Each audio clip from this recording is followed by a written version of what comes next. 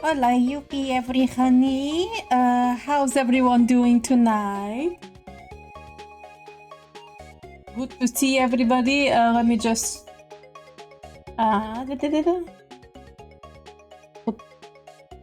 Here, the volume is now lower. Now we are good to go.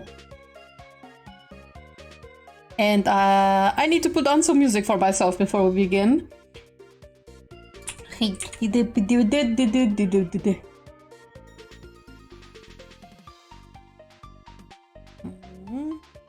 My stream tunes.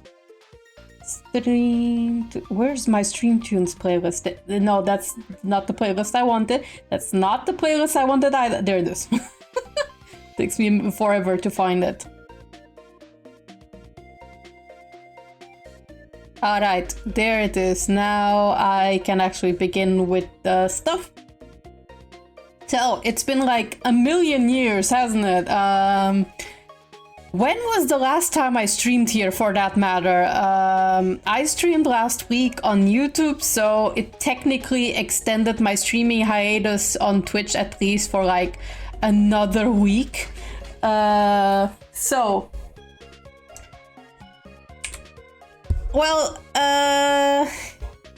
I did say I was going on the break for like 2 weeks. No, wait, actually it has been longer since I last streamed on Twitch if you think about it, because my last stream was a YouTube stream. So how long have I been gone? I think it's been like way over a month that I haven't streamed on Twitch. Like all the VODs are gone, so it's definitely past 2 weeks for the latest one.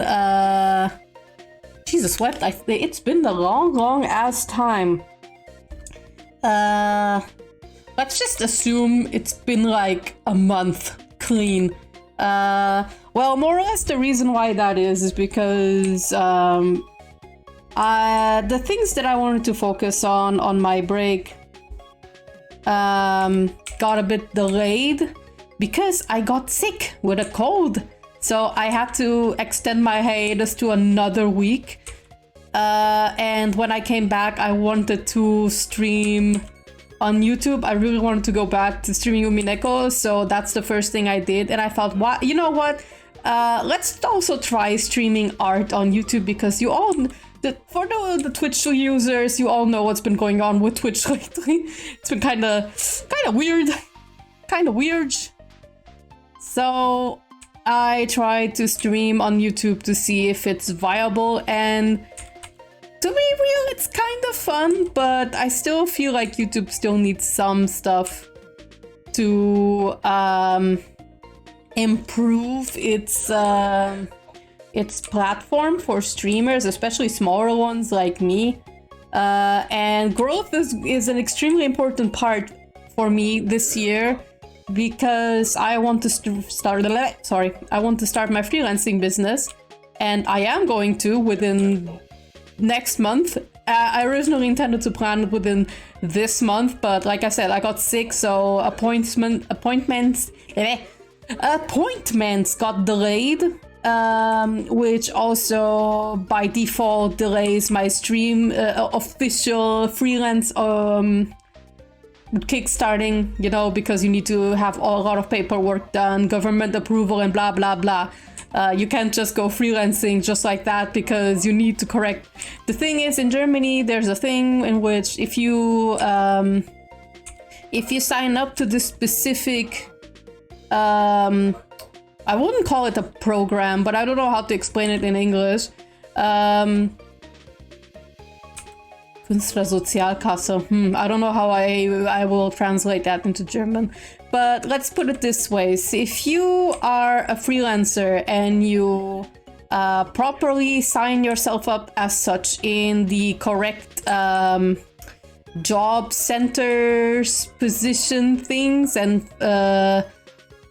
financial paperwork and all that, you know, you get, instead of having to pay 19% tax of everything you do, you only have to pay 7%, and you know, that's more than half, you know. So it's like, hey, if it means having to pay less tax and also not being haggled by the job center to be like, when are you going to get a job? You need to sign up yourself as a freelancer. You can't just go willy-nilly in and get your money, your bag, and then be like, yeah, well, what are taxes, right? So, or I'm not gonna tell the government that I'm doing freelance work. You need to get all that paperwork sorted beforehand, and I wanted to focus on that instead of like hustling during daytime while I was going to therapy, like intense therapy. So I decided, okay, so that I don't like burn myself out while I'm actually in therapy to like, you know, recover from burnout and all that, I will take a break from streaming, because I noticed that I was starting to get also more easily irritable, let's put it that way, on stream, and I don't like that. When I notice I'm easily irritable, that's the time when I'm like, I want to pull back from being social.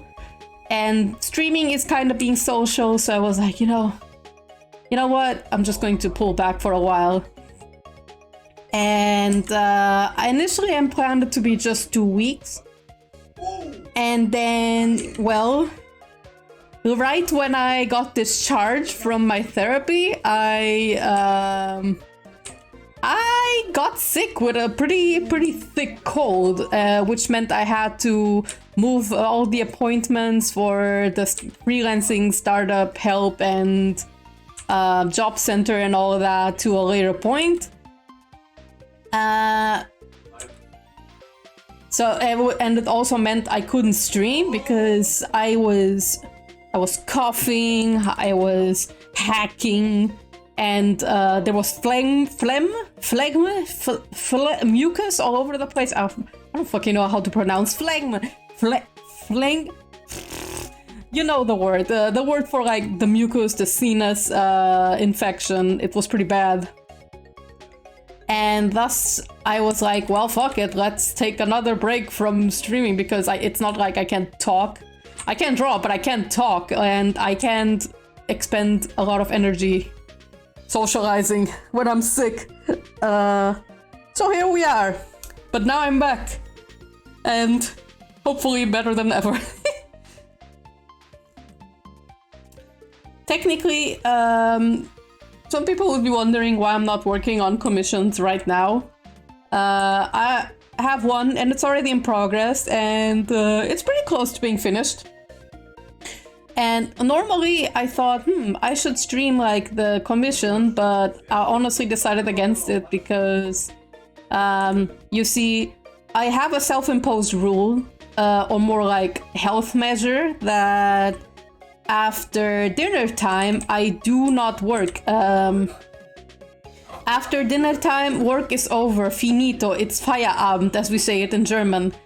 So that's why post dinner time, I will not work. I will actually maintain a normal schedule, which sounds maybe absurd for a freelancer, especially because we all know how hard it is having deadlines, being in different time zones and all that shit.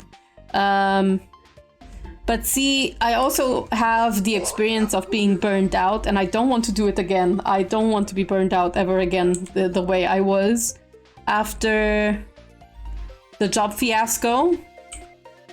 So at the end of the day, I decided it's best for me to go freelance and also to keep a schedule on things.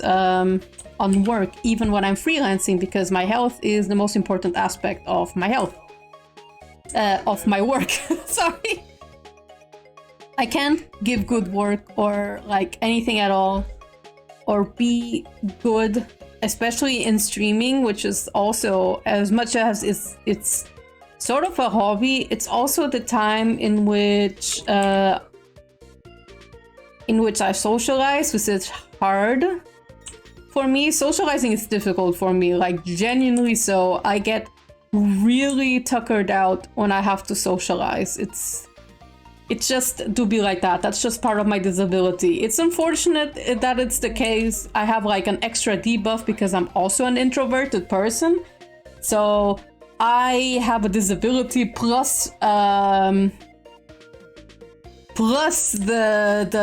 introvert debuff on top. So to be like that, but I legitimately do enjoy streaming because there have been times lately where I've been bored after like dinner and my boyfriend is doing his thing and streaming, and I do like my journaling, yes, which is great. I really love my journaling. I really depend on it now. Like, I don't like actually depend on it, but I have like a ritual, basically a ritual time in which I journal like once a day, and it really helps me like detach a little, like have a very slow shutdown, if you will.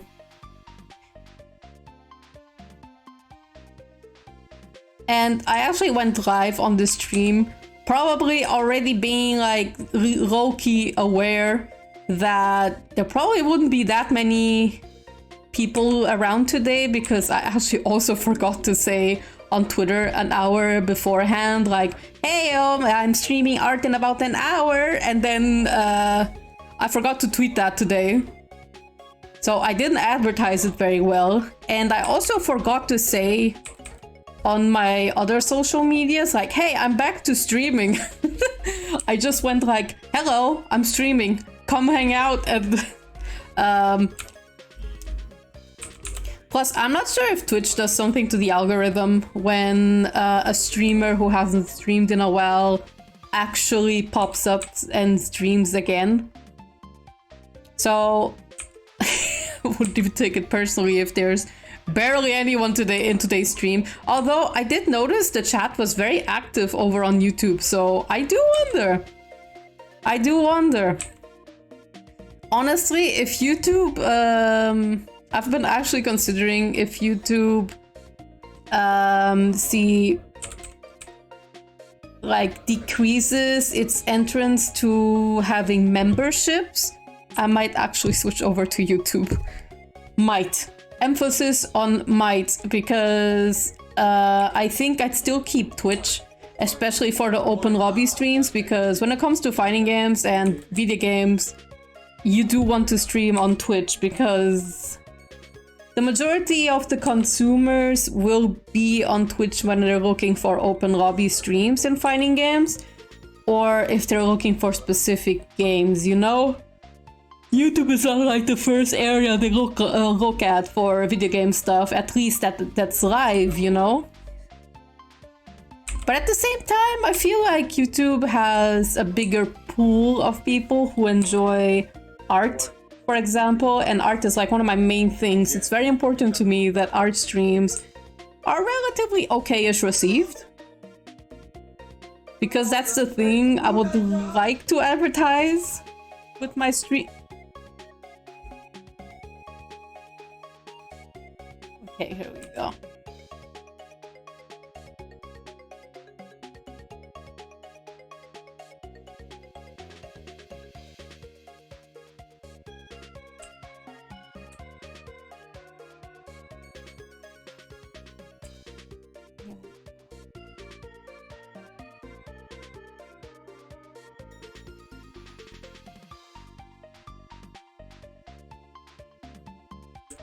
I kind of forgot what I was talking about. Yeah, like I said, I was considering maybe switching over to YouTube someday, because the way Twitch has been leading its conduct on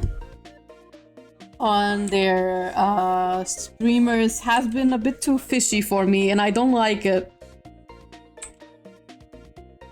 I really don't like it, especially the whole guideline. If we feel like your content isn't quality enough, we will remove your affiliate if we deem your content not quality enough. And I feel like that's so arbitrary, you know, because they can decide if they don't like your content subjectively and just be like, nah, you're not an affiliate anymore. We don't feel like it. You know what I mean? It can very quickly enter that territory. Or like someone who can't afford high equipment or just happens to live with their parents or like in a noisy suburb. You're like, well, then what? Then I guess fuck people who don't have the best internet ever or like the best equipment, right? Like Twitch was like the place where people could just enter with the lowest barrier, you know?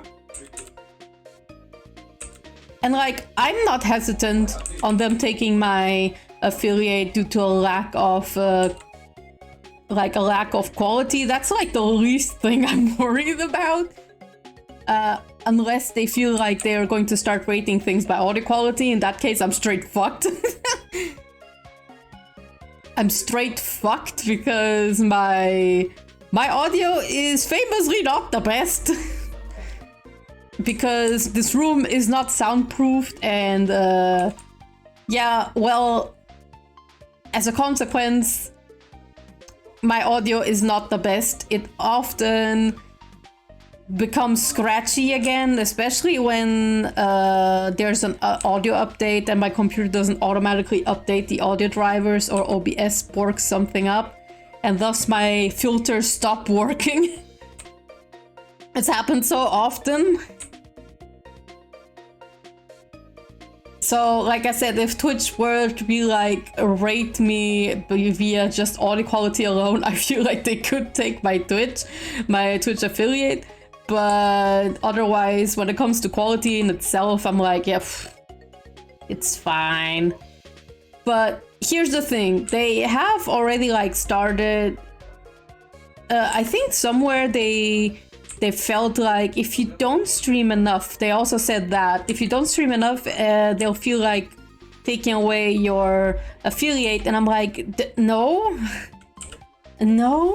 don't do that. Because if you think about it, the most of us can make a living off Twitch. It's just to be like that. It do be like that. We just don't live in a society where we can just apply as a streamer and get a 9-to-5 paycheck from streaming, you know?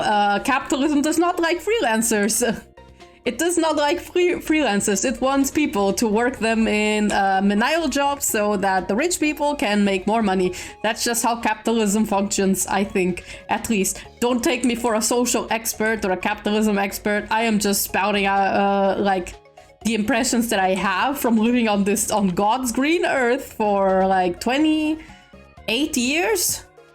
That's the impression I get, but that corporations don't like freelancers and capitalism doesn't like us either, because how dare we work on our own terms and make money for us and not for them.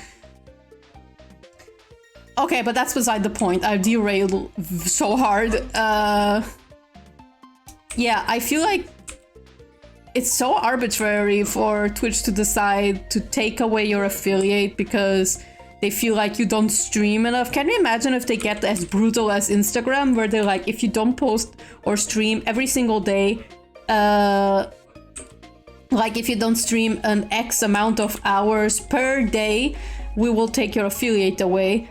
And the worst part of it all is that they'll charge you if you now leave affiliate. Like, if you leave affiliate on your own accord, then maybe I would only understand that it costs you to leave affiliate if you were like, say, if you have like a contract agreement in which it says you can end this contract free of charge in X period. Like, that's how a lot of contracts work. That's not uncommon, right? And you must agree before you sign a contract and all.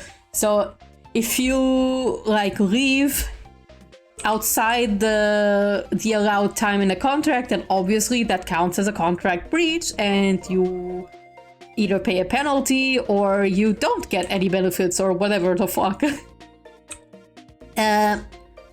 However, when it's just put in there, regardless when you quit, when you decide to go, and if it's either done by you or Twitch, in that case, I'm like, especially if it's Twitch that takes your affiliate, I'm like, and then they charge you for it. I'm like, what the fuck?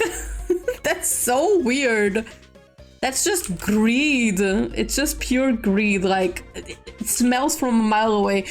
I don't know. Maybe I'm just cynical towards corporations after what happened to me in XY job that I can't talk about and won't name drop the company because, you know, I don't want any drama and I don't want to have another legal battle with my former job for unfair reasons, basically. And so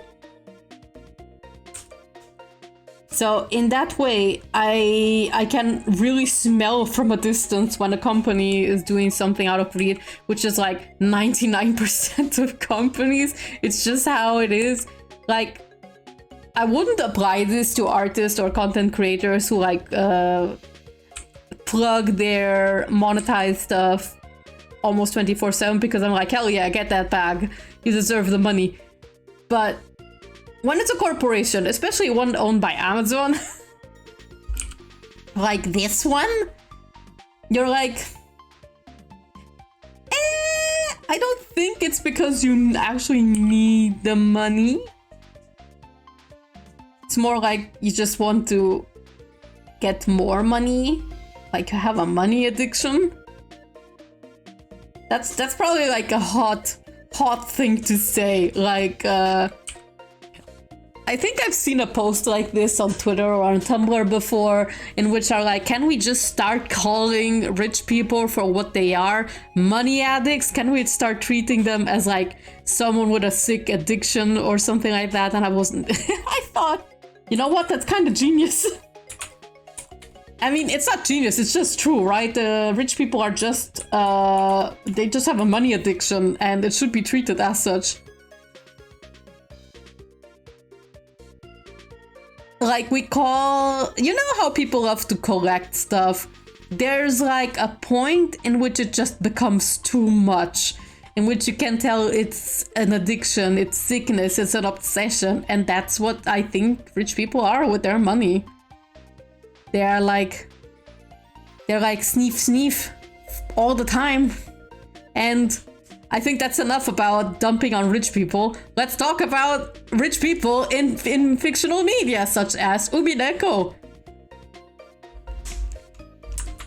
It's so funny that I should talk rich people so often, and yet when it's like freaking the Ushiromiyas, I'm like, I love this family. I mean, I don't really love this family. They are terrible people, don't get me wrong. The Ushiromiyas are some of the worst people ever. But they are like fascinatingly bad people, you know? They try, and it's like a cycle of abuse and all of that. So, and like, I love the shades of depth that the characters have in the Ushiromiya family. Just delicious. If anyone was like, I want to read a good family drama outside of seeing like a soap opera, I'm like, just freaking read Umineko, I'm begging you. Just if you want women who are complex and gray and more like not just the women, the men, but let's be real, both Higurashi and Umineko is carried by the women. So if you want to see complex women and really badassery girl bossing, fascinatingly terrible people, and all that, just freaking Umineko, please, I'm begging. This has been your Umineko propaganda. Thank you for coming.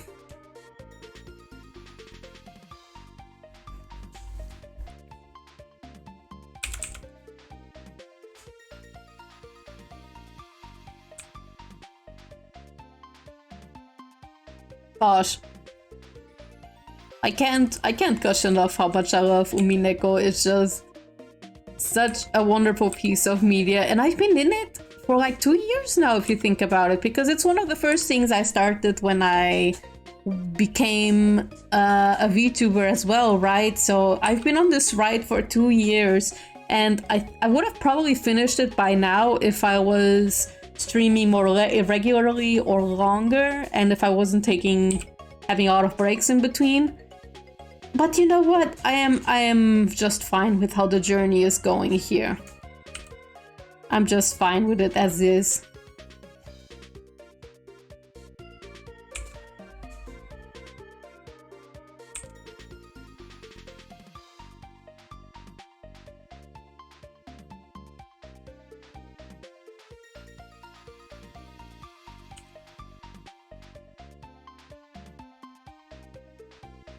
God, Nico is so delicious. Well, if I wasn't streaming it, I probably would have been done so much faster. But well,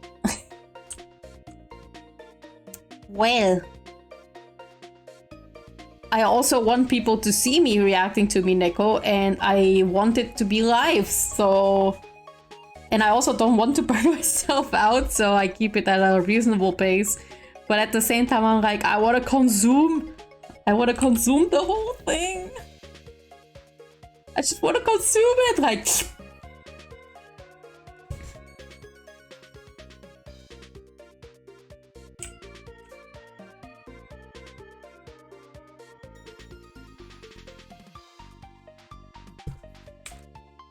Oh yeah, the other thing, since I was talking about audio, so I am planning to get a new microphone soon when I have my next monthly payment, job benefits, whatever. Any case, whenever I get my next payment, I was thinking of investing in a new microphone. I want to invest in a new printer as well so that I can start doing stickers and open up a shop. But I also really want to improve the audio quality of my streams, and I kind of want to try doing song covers. I did once try to sing a song cover, and someone did a little bit of mixing so that my voice would fit better into the song. But I was recording it with my current microphone, and I kind of want to try doing that again. I really do. I feel like it would be a good time. And initially I was thinking of investing in an Elgato Wave 3, but because my room is not really soundproofed well, and probably won't be until I move, which is going to take a while now. Probably going to take like until next year, if not longer. So because of that, I thought of investing in a Blue Yeti instead, which has different modes of recording voice, you know? And just because of those modes, I'm thinking of investing in a Elgato. Sorry, not an Elgato, a Blue Yeti. A Blue Yeti. So I'll see if that works out.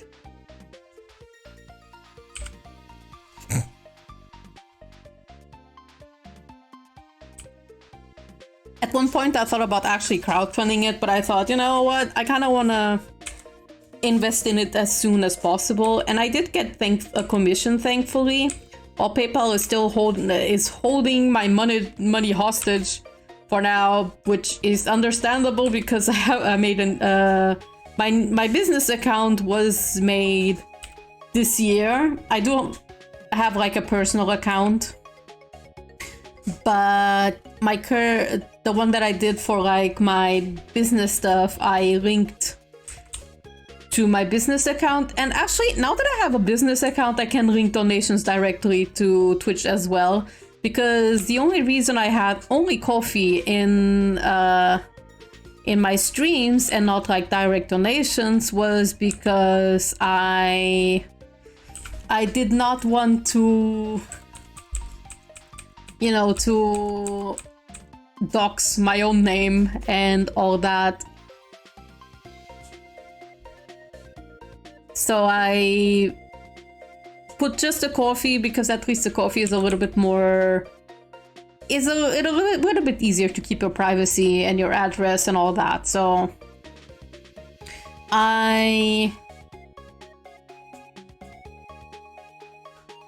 didn't connect my PayPal to Twitch, but now that I have a business account in which you can hide your personal information, I can actually connect Twitch to my PayPal now, but I think I'll do that for like tomorrow or so. Because while I probably don't get the money immediately, I also, what did I want to say? I also can keep my my identity private. Hi Yuppie, hello chat, happy time zone. Hi Tsuki, how you doing? Good to see you. I was just talking about PayPal money stuff and about investing in new business stuff. I was just saying how I'm going to invest in a new microphone soon. As soon as I get like my next payment, which is God knows when. But even if not, I have money saved in case the jobless benefits do take longer to arrive to me. So I'm not worried on that front. And I did open smaller commissions so that I can... I know I was just preaching how you can start freelancing without going to your governments and doing your tax signups and all properly.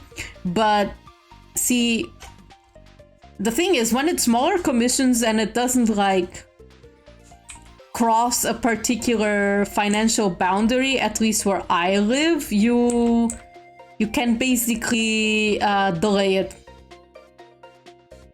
Because it's seen as basically, yeah, well, as additional income, but not as like a job.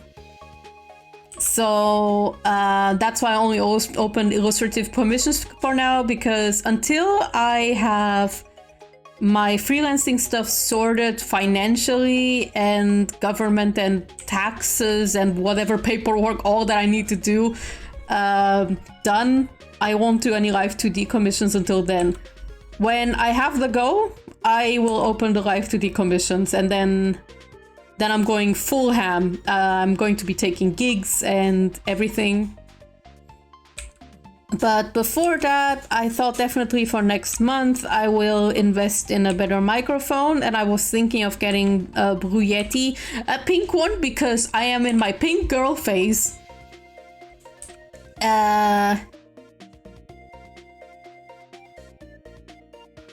Yeah, because I'm in my pink girl phase, and initially I was intending to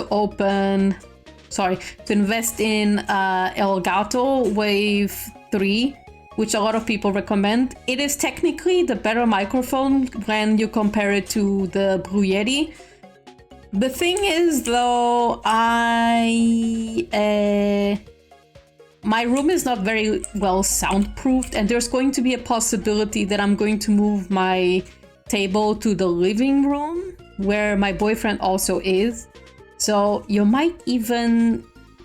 There's a possibility in the future you might even hear her on streams on the side, which, to be like that, that's how it is when you share a room. I'll make peace with it sometime. But even like when we move in a bigger house, we will probably be sharing a room, because affording a 4-room apartment in Germany is not easy. You need to pay a leg and a lung to have more than 3 rooms in an apartment. It's insane. Jesus Christ, we are in a housing crisis. Not as bad as in the UK, but Jesus fuck. Jesus fucking Christ. I was lucky to get the apartment I have now and not to be paying a leg and a lung for that. Anyway, back to the point. I want to think in investing in a Blue Yeti because it is a better microphone than the one I have right now, which is a Seiren Mini, a Razer Seiren Mini. But also because the Blue Yeti has different recording modes, and I think it will be able to adapt to my room better. Because, like I said, my room is not properly soundproof because it's the bedroom, first of all. Secondly, because I am not investing in room soundproofing at the moment, at least not hardcore, because my boyfriend and I will be moving to a bigger place sometime next year, depending how things go. And I felt like there isn't really a point to investing money and time into soundproofing the bedroom, because even if I were to soundproof the bedroom, there's still the possibility that I'll move my stuff over to the living room. The one I heard it's really good is HyperX Quadcast. I never heard of that microphone. Let me look it up. HyperX Quadcast. Oh, I've seen this one. I have seen this one. Oh, I didn't know this was a good one, because I'm not gonna lie, when I saw it like on Amazon and on other websites, I was like, that looks like a cheap microphone. So I didn't think that it was a good one. So I was wrong.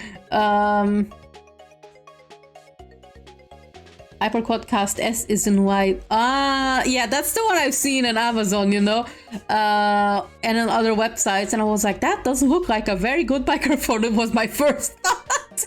I was like, that looks like a cheap microphone. But I guess it's just the edited photos make it look like that. It makes it look like the same sort of plastic that I would get from you know, like a pre-cured toy, the white one. The black one comes across better. I think the photoshopping in that one made it look like a more solid material. So I would blame it just on the one who took the photos of the white microphone in that case, because it looks a bit plasticky.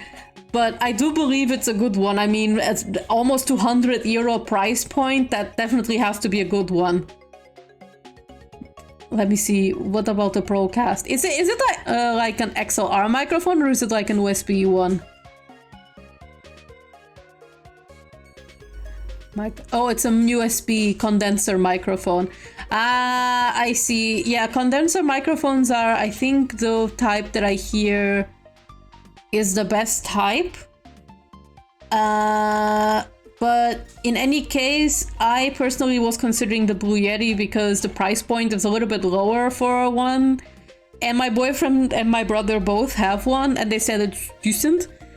And a good friend of mine, Ed, also said like, yeah, the Blue Yeti is pretty solid. It's not like the best ever. And I do hear from pro people that the Blue Yeti production quality has lowered since then. Since a few years, but I do hear otherwise only good things. That, and I kind of put the pink microphone, and the only one that's left is the Blue Yeti, the pink one. So I was like, okay, fuck it, we'll get the Blue Yeti in pink. But my boyfriend might invest in an Elgato Wave 3 or something else, because he himself wants to upgrade his Blue Yeti because like over 10 years old. So he might invest in an Elgato Wave, and I would get like the new Blue Yeti, and then he can decide if he wants to stick to Blue Yeti or if he wants to switch over to Elgato. And I think when I move, I'll properly think about soundproofing. So then I would invest in a much better microphone, either an XLR microphone or whatever, in an XLR microphone or a much better condenser microphone.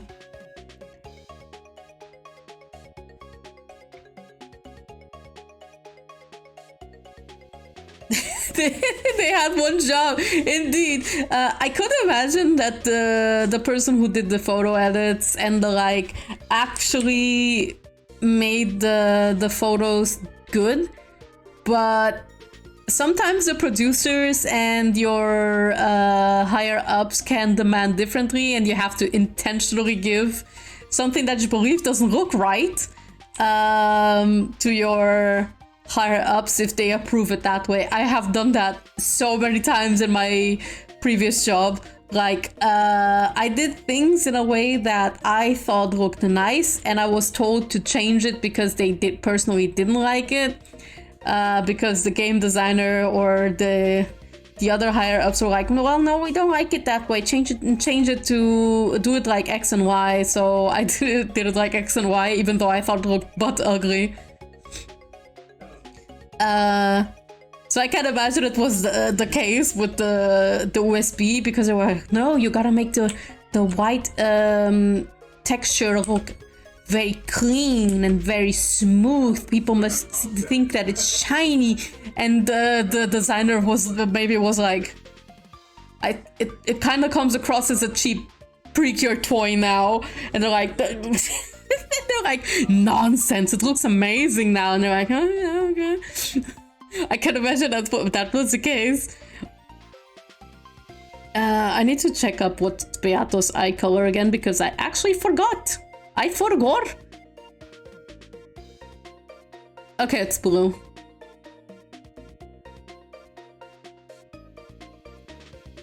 Oh, Beato, my beloved. I adore her so much. She's the best ever. I want for it to look like a Precure toy. I don't understand, Junior. Yeah, oh god, that happens. That is giving me like flashbacks to my old job. Jesus wept. I'm probably going to have things like this happening to me even still when I take gigs or commissions, because, you know, we always have to abide by the customer's always right. And shit like that, which, you know, if the customer is happy, so am I. And so long I'm getting the bag, I'm also happy. But, oh boy, I am prepared for the times I'm going to have to intentionally give something I think looks like ass for a customer. It's just part of the job, I guess.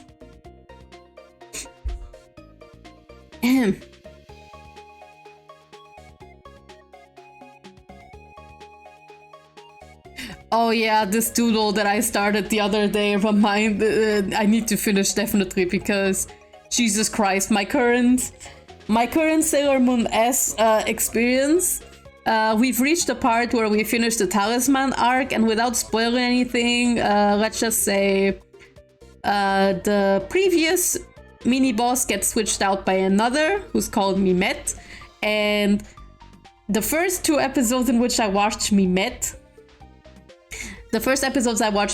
I was like, why does her voice sound so familiar, like very eerily familiar? I looked her up later on social media, and I found out she has the same voice actress as Satoko, who is like one of my absolute favorite characters in Higurashi. And now when I'm watching Sailor Moon S with my boyfriend, I cannot unsee Satoko anymore. I can't. And even if I didn't look it up, I would have recognized her in the episodes that my boyfriend and I watched today, because when Mimette cries, I was like, yep, that is a Satoko cry. That is a Satoko cry. But the way that she sounds exactly the same as Satoko, without the lisp or the horsiness that her voice actress puts in for Satoko, I was like, I can't unsee Satoko, and it makes me want to draw Satoko in Mimette's fit, like one of the not like in Mimette's actual villain fit, because I don't want to show that much skin for Satoko. I don't want to do that. I want to draw in like the trench coat that Mimette carries, and the sunglasses and the scarf, or one of her other casual fits. I want to draw Satoko in one of those, and I want to draw Mimette in Satoko's fits. And frankly, this makes me believe that Ryukishi has in fact watched Sailor Moon, at least to an extent, because he directly references the Ginsuisho, or like the silver crystal, within the question arcs. Like, Beato owns like the healing moonstick, if I recall, and the Ginsuisho, she actually owns them, those toys, even though they didn't exist in the 80s.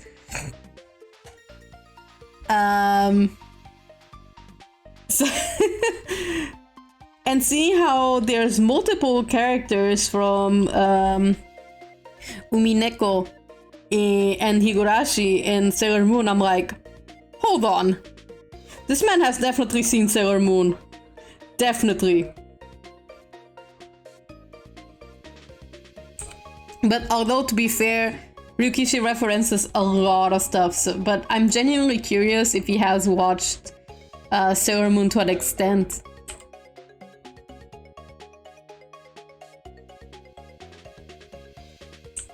Because Sailor Moon is banger, you see. I love Sailor Moon so much.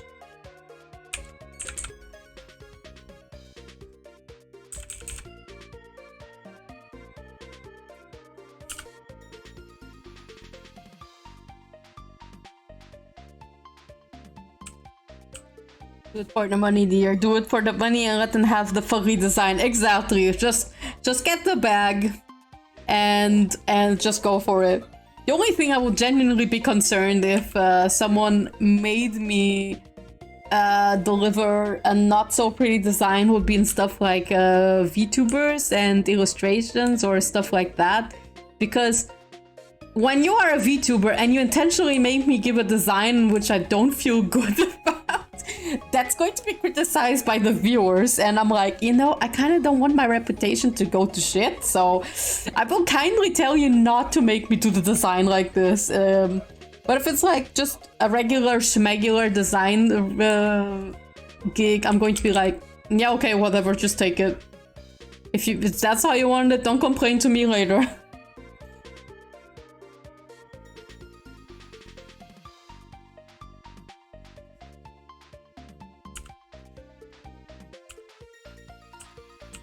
But on the other hand, with Sailor Moon there and voice actors, I also was wondering who Hotaru's voice actress was and where else she was. And it turns out she's Videl and Pan, and I'm like, now that I hear Hotaru talk, I'm like, oh shit, it's Videl. I never noticed this before, even though I watched and rewatched so much of Sailor Moon in Japanese. And at the same time, I'm like, God damn, I wish Videl actually had the same power as Saturn. Can't imagine if Videl could just swing her fist to the ground of the earth and blow it up just with a single swing. Oh God, I love Saturn so much. Every time someone is like, the Dragon Ball characters will totally defeat the Sailor Moon characters. Their stupid sparkly transformations and attacks and shit. I'm like, you know, Saturn would act. Each of the Senshi have like a galactical amount of power, so over half of the Z fighters would be slammed by the Sailor soldiers. Slammed, I tell you. Singularly, not even with the power of friendship. Haruka and Michiru could destroy like all the Z fighters, all of them. And Saturn, forget it, none of them have a chance. Saturn only needs to like... Saturn literally can end planets and universes by the swing of her glaive. So, I'm not dunking on Dragon Ball, don't get me wrong. I love Dragon Ball with every fiber of my being.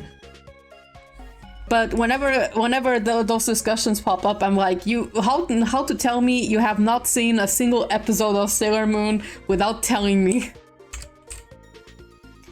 My boyfriend was genuinely shocked to find out that Sailor Moon gets pretty dark and fucked up.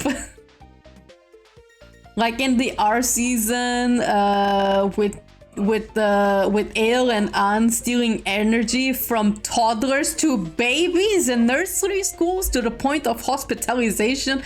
Don't forget that happens. And then again, you have to also think all the girls are high school. No, wait, they're middle schoolers.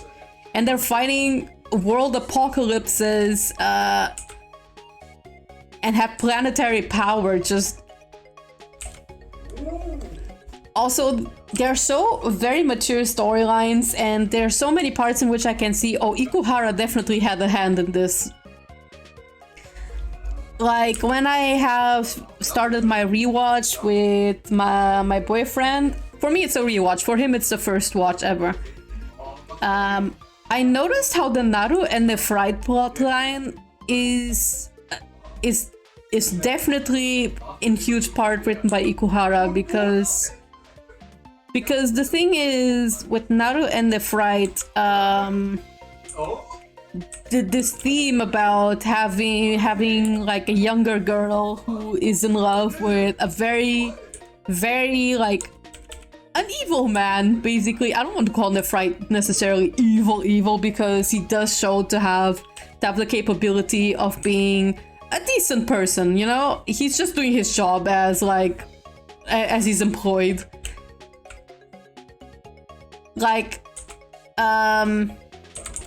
a blogger that I used to follow when I was active on Tumblr has like made the observation how Nephrite is the only of the 4 generals who legitimately seems to enjoy being his undercover person and loves his car. Like, if you you don't need to like observe this to see that Nephrite would kill you if you smear his car. If there's only one person who can contest Haruka's love for cars, it's Nephrite. But yeah, back to the point. I noticed that in the Nephrite and Naru plotline that it was very Ikuhara-ish, and I am convinced that he wrote that plotline because for those who don't know, Utena is my all-time favorite anime. There's no anime in this world I love as much as Utena. It just doesn't exist. You don't need to come to me to discuss, no, actually Utena is not the best anime ever made, or like, no, this anime is better, an actual masterpiece. I don't care. You do you, but Utena to me is unbeatable. It is the unquestionable #1 in my heart. There's nothing that I don't love in Utena. Okay. Nothing. So I have very high respect for Ikuhara for that reason, because he is a damn good writer. And when I say Utena, I mean exclusively the anime. The manga, I'm not very much a fan of, because it was a bit standard shoujo, and the Utena anime is everything but standard shoujo, but like a deconstruction of shoujo instead. And without spoiling Utena for those who haven't seen it, this theme about a younger, more naive girl being in love with this older man who manipulates her and all of that is a theme. It's a very recurring theme in Utena. Like, from the beginning you see how Utena has been like influenced by the prince, right? And how it influences her future relationships with other men and boys in not in Yakuza, Jesus Christ, in Utena. And when I saw the whole Naru and Nephrite plotline, I was like, wait a minute, he definitely took this into Utena. 100%, I am sure he took this plotline from... He definitely took like the plotlines from Sailor Moon that he couldn't explore further into Utena, because I do remember seeing in like an interview that he said that when he used to work in Sailor Moon, there were things that he wanted to write in, but the Toei crew did not let him. They didn't let him write more, the things that he intended. So I'm definitely sure that a lot of the ideas that he wanted to explore further in Sailor Moon, or didn't even get to explore, were then revisited in Utena, and I definitely think that Naru and the Flag plotline was one of them.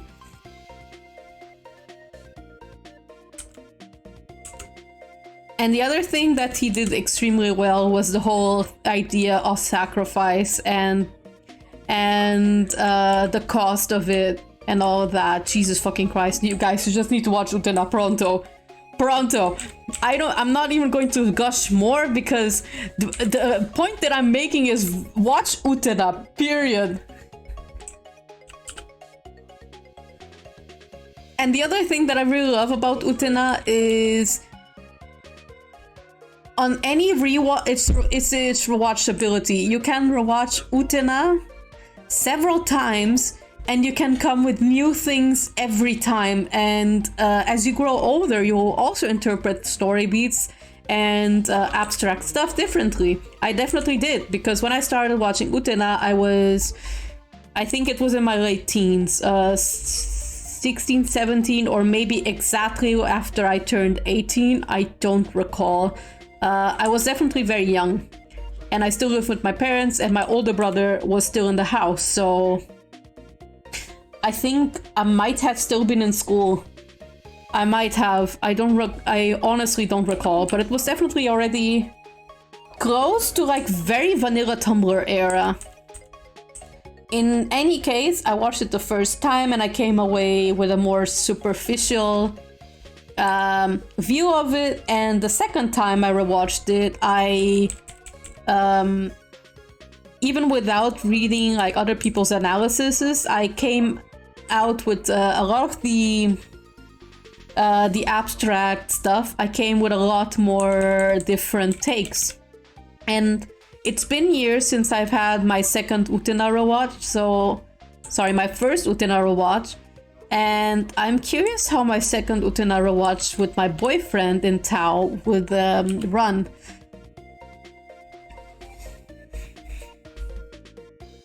Wait, really? She is Videl? Yes, Saturn Hotaru is Videl, but I think only the classic anime. I don't know if she has the same voice actress in Crystal. If she doesn't, I would think that's sad, because her voice actress still voices Videl, and fans would be like, why would you pass up on using her in Crystal? Why? The important question is they could fight Frieza and Cell. That would be fun. Honestly, I think the Senshi would be able to defeat both. Frieza, I think, would be more difficult, definitely. The Inners would have a hard time with Frieza. Because of his sheer cruelty, and I think Usagi would have an especially hard time, because we know time and time again that Usagi tries to see the good in others, and there aren't that many times where she just vanquishes the villains just like that. I mean, that is both Usagi's strongest feat and also her biggest weakness. As we know, in the first season, she almost gives up because... No, wait. No, I was thinking of the wrong thing, sorry. She almost cost the planet in S without spoiling anything, because she tried to be kind to the villain. And that is a price she even if the cast didn't pay the price that heavily for her mistake, the world did. The world did. If I recall, the collateral damage that happens in the finale of S is a permanent one, and is one that they have to rebuild from scratch. So in that way, that was a consequence of Usagi having her kind-heartedness be used against her, and in that case I think she'd have a hard time with Frieza, because in one hand, I don't think Frieza would try to win her affection. He would not, because Frieza is just too proud of himself to do that. But I think she would try to reason with him and fail very terribly. Like, oof.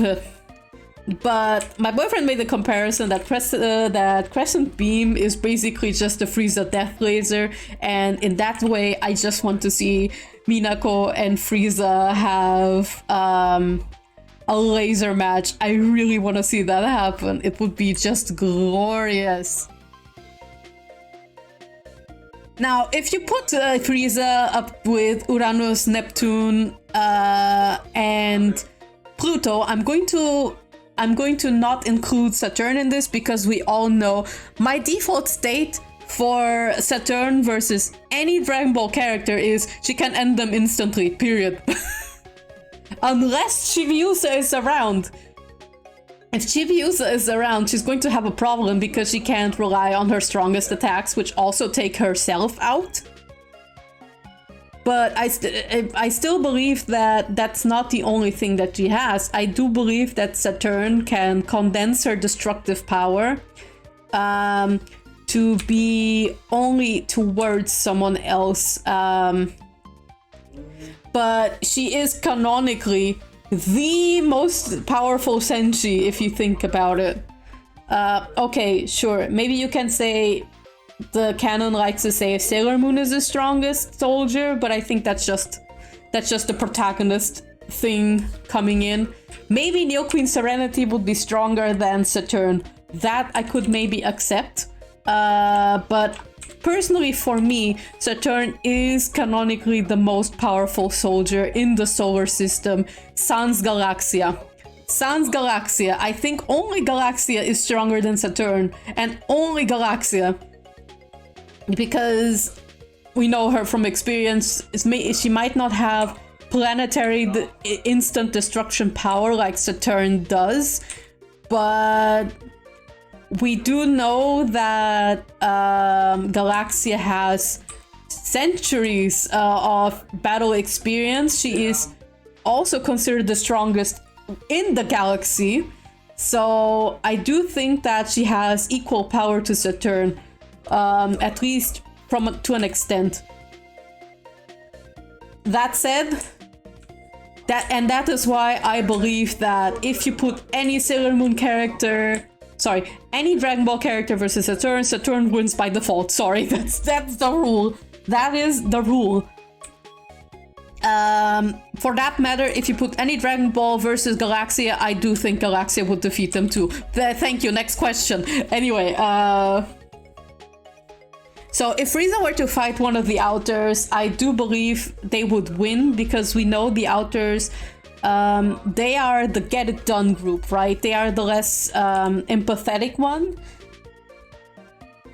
So much that in S, it's a huge plot point that they butt heads with Usagi, because she wants to reason with the villains and the other brutal methods that they have. But the Outer Senshi, they don't fuck around. They will, if they perceive you as a threat to their solar system, they will kill you. Usagi may cry, and be against it, but they will do it. So I do think it would be a hard fight, but I think they could pull it off. And the other thing that I will also think, I think Michiru and Frieza would unironically be very good friends in different circumstances, because the amount of sass that Frieza has is so aligning to Michiru. I think they would be amazing buddies if they could. Like, come on. Michiru and Frieza are both some of the pettiest people in 90s anime. And I genuinely would want to see them be friends. Be like begrudging friends, you know? Like the weird alien friend that Michiru made that could destroy planet Earth, but is like on thin ice, you know?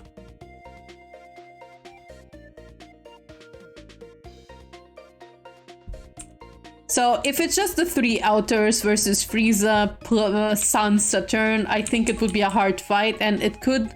If you count in only Z Frieza, I think the Outers would win, but if you put in Golden Frieza, we have a bit of a problem. I think then Pluto might have to resort to her forbidden technique. But I wouldn't know actually which one of the two would win, because, yeah, Golden Frieza is something. And he's very cunning, we know that. But I do think he would be outgunned, basically, by Michiru, because she is master to none. Second to none when it comes to manipulating and being like a master class, making people play by her hand. She is divine, is what I'm trying to say. Now, if we put in Cell, fighting with the girls. I think we have another thing going. Let's see. People get tricked by the cute clothes and sparkles and the plot are intense. Exactly, like the plot in Sailor Moon is very mature for kids anime. And it gets extremely fucked up in some areas. Like, now that I'm watching Supers again with my boyfriend, I'm like, oh, what the fuck? A lot of these plot points are extremely sad and brutal and tragic. Like, damn. The part where oh my god, the cathedral episode is amazing, and Michiru is getting shot to absolute oblivion in the cathedral. She would be basically so bloody, and it would be like a complete bloodbath if they were allowed to use blood. But damn.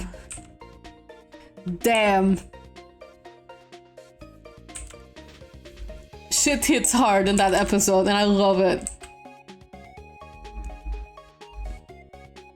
Frieza like, why are people so dumb and think I'm nice? Exactly, that's shit he would actually tell Usagi, because if he wanted to, Frieza would absolutely trick her and pull like a trying to kill her move. But Rei is smart, and she would get in the way, and she would definitely like rescue Usagi from getting hit by Frieza in a trick like that. Like, the bonds between the characters is something very important to consider in these dynamics, because if you think about it, yes, Usagi might be a klutz, and she... Like, honestly, if Rei was around in the thing that I just mentioned in S without spoiling, that nearly cost the world because the villain tricked Usagi, I think Rei would have stopped her. I think she would have... Or at least she would have protested against it, you know? So, now, where were we? Cell versus the Sailor Senshi. This is difficult because Cell is quite charismatic, and he... I don't think he has the same charm as Frieza, so I don't think he could be friends with Michiru or Neptune, for those who don't know. But I think he and Haruka could kinda get on the same wavelength, maybe? Nah, I don't think Haruka enjoys fighting in particular, so I think he would piss all of them off hard. But when it comes to fighting Cell, I think Ami would be the key part with the inner Senshi, because he has regenerative power. And it's very important to blast him so hard that Cell cannot regenerate. But to figure that out, you need someone who is good, who understands biology to an extent and science. And who is that? It's Ami. Ami would be able to figure that out. But until they get to that point, they need to be sure that Ami doesn't die. And Cell is smart. He would not let Ami live if he knew she is the smartest and could figure out this very, very crucial info, right? So I think the fight would... I think Cell would immediately throw fists as soon as he sees Ami with the computer. Like, he would throw a death laser at her. So it becomes a crucial moment if the girls can help Ami from getting absolutely blasted by Cell, because she is not a power person, right? She is the brains of the group.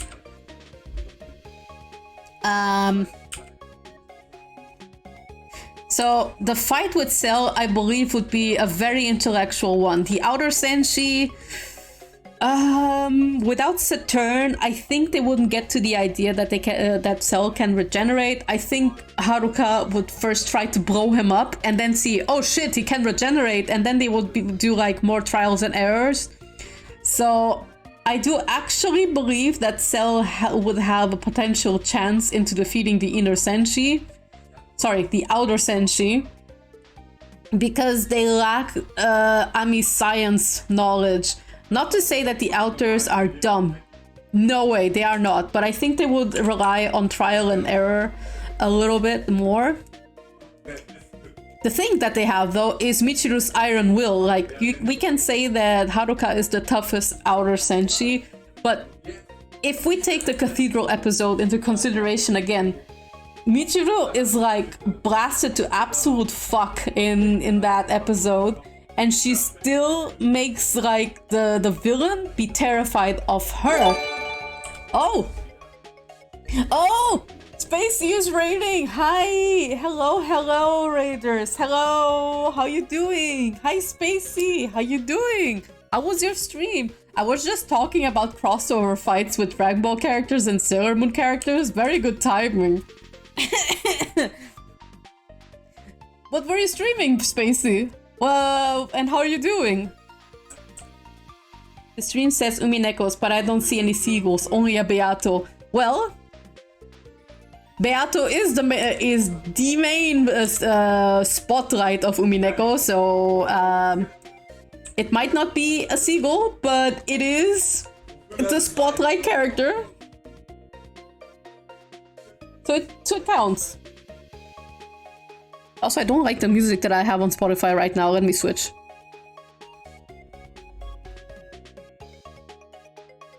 That's better. Dark bad raid? What happened?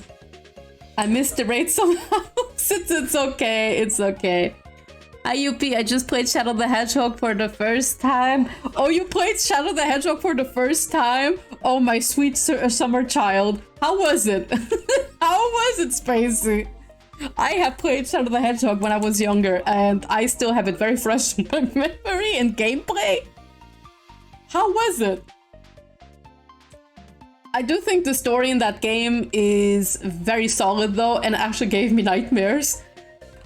Like, I'm not sure if you know that there's multiple paths in the game. I believe you have figured that out, but I won't spoil any of the endings. Let me just say I got one that gave me nightmares as a kid. And I also won't say which of the endings I got, just so that you don't have an idea. Oh, okay, this one particular path gives Yuppie the nightmare ending that she had. I'm just gonna say one of the endings gave me nightmares, even though it's not bloody or anything. It went surprisingly smooth. I went neutral for a few stages and then took the hero path. Oh, that's cool. Did you manage to go all the way up to the hero path, or did you just go up like one of the paths up? Because I do remember there's like the very top for the hero path, which is like the best path, and then you have like one below which is still hero but not completely pure hero. Then I believe neutral good, then there's neutral, then there's neutral evil but not completely evil, and then there's like completely 100% unredeemable evil. I went all the way to at the last possible chance that I could. Okay, so you're basically at like the pure hero path. Okay, interesting. Good to know that the bad ending is nightmare inducing. That's the thing though, it's I can't say because I don't want to spoil just the endings it is, but I'm just going to say it like this. It was not, I did not go the evil path. Not intentionally, that is. It was a neutral, hero, that path. Okay, so you're basically at the top. I don't remember what was the ending for like pure hero, but I do remember like if you have one neutral below hero, that was the ending that my older brother got when I was watching, and I thought the ending was very sweet. I liked it a lot. But I was lazy to do the missions, you see, and sometimes I unintentionally did hero, sometimes I unintentionally did evil, and then neutral again, and like it swapped. So I don't remember which exactly of the endings I got, I just remember what happened. Which, when you see the other endings, I can tell you which of the endings it was. Because it's kind of silly when you actually watch it, but when I was a child, it gave me nightmares enough to want to write a fanfic in which like the ending is changed a little. That's how badly it messed me up. No, when I was young, I was like 13, 12. No, actually, I hadn't even moved to Germany, so I was like 10. I'm 10 or 11 years old.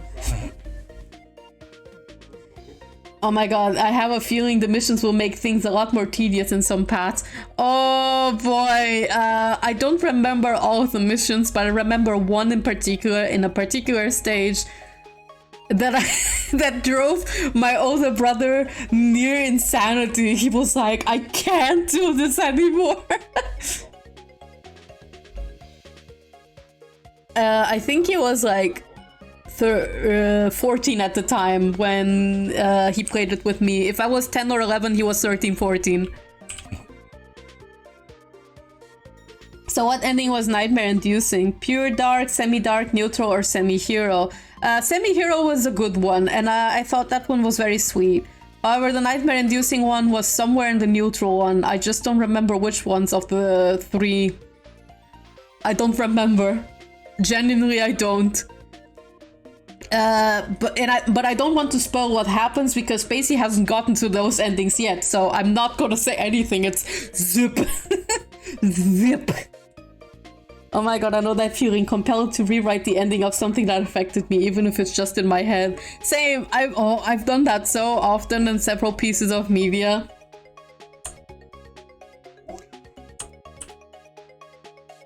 I've done that even with media I like with Shaman King. I don't like the sequels at all. I don't like them.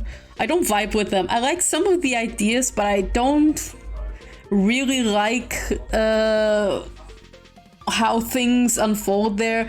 I especially don't like how the author Take takes away the hard-earned happiness of the characters that that we see in the original Shaman King. And like, after I have seen the remake and reread some portions of the manga, I do realize there's very flawed portions even in the manga.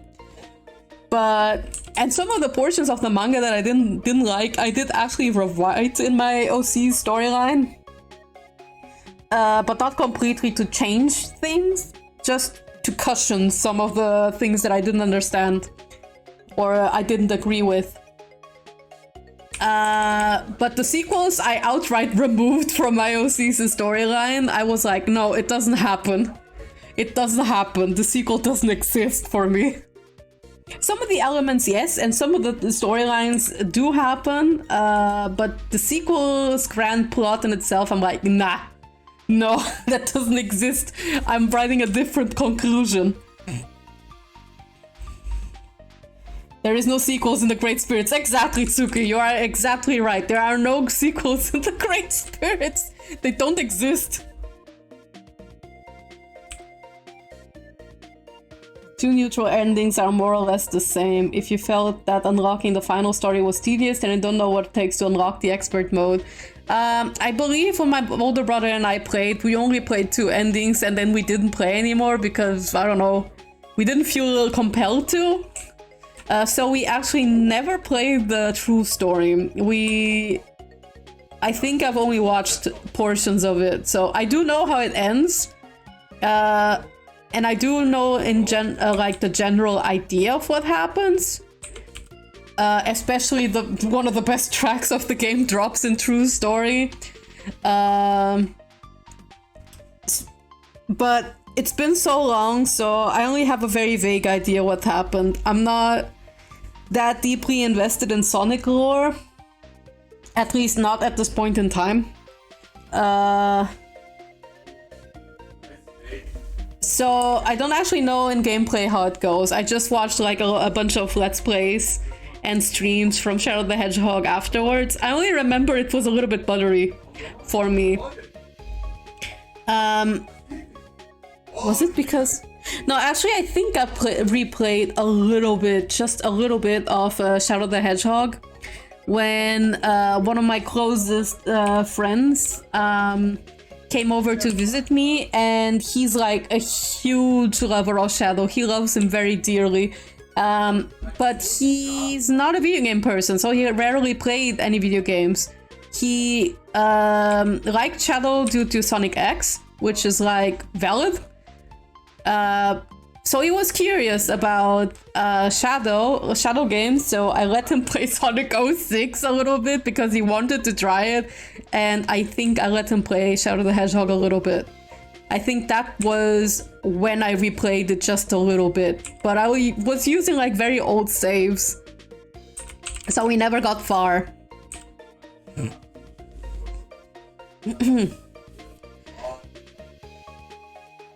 Shadow's story in 06 I enjoyed a lot. He's really awesome in that game. Absolutely. Like, this might be a kind of a bit of a hot take for a Sonic fan, especially for like, but I'm not gonna lie, I really like the story of 06 for everybody. Like, I like it for Sonic. I unironically really like Elise. Like, you may step on my feet and yell at me or be like, what the heck, QP? What kind of taste is that? I won't apologize. I really love Elise. I really like her character and her arc. Sure, the constant kidnappings didn't have to be the way they were, but I like her general arc and I like her personality. And unironically, I like Chris Thorndike. I like him. I think he's a cool guy, a little fun boy. Oh, and Deepers, thank you for the following. Thank you. Hope you enjoy your stay at the Chaos Zone. That is my streams. But okay, it's been a long time since I've played or seen 06. So maybe only the best parts of it remained in my brain. But I do think Shadow had an extremely good plotline in 6. I think his characterization in 06 is one of the very good ones. Because the thing with Shadow that I feel I lament is that his characterization, because of the restrictions of the Sega, of the mandates that Sega got after the whole fiasco with the Archie lawsuit went down, it's difficult to write with Shadow because there's a lot of mandates protecting him.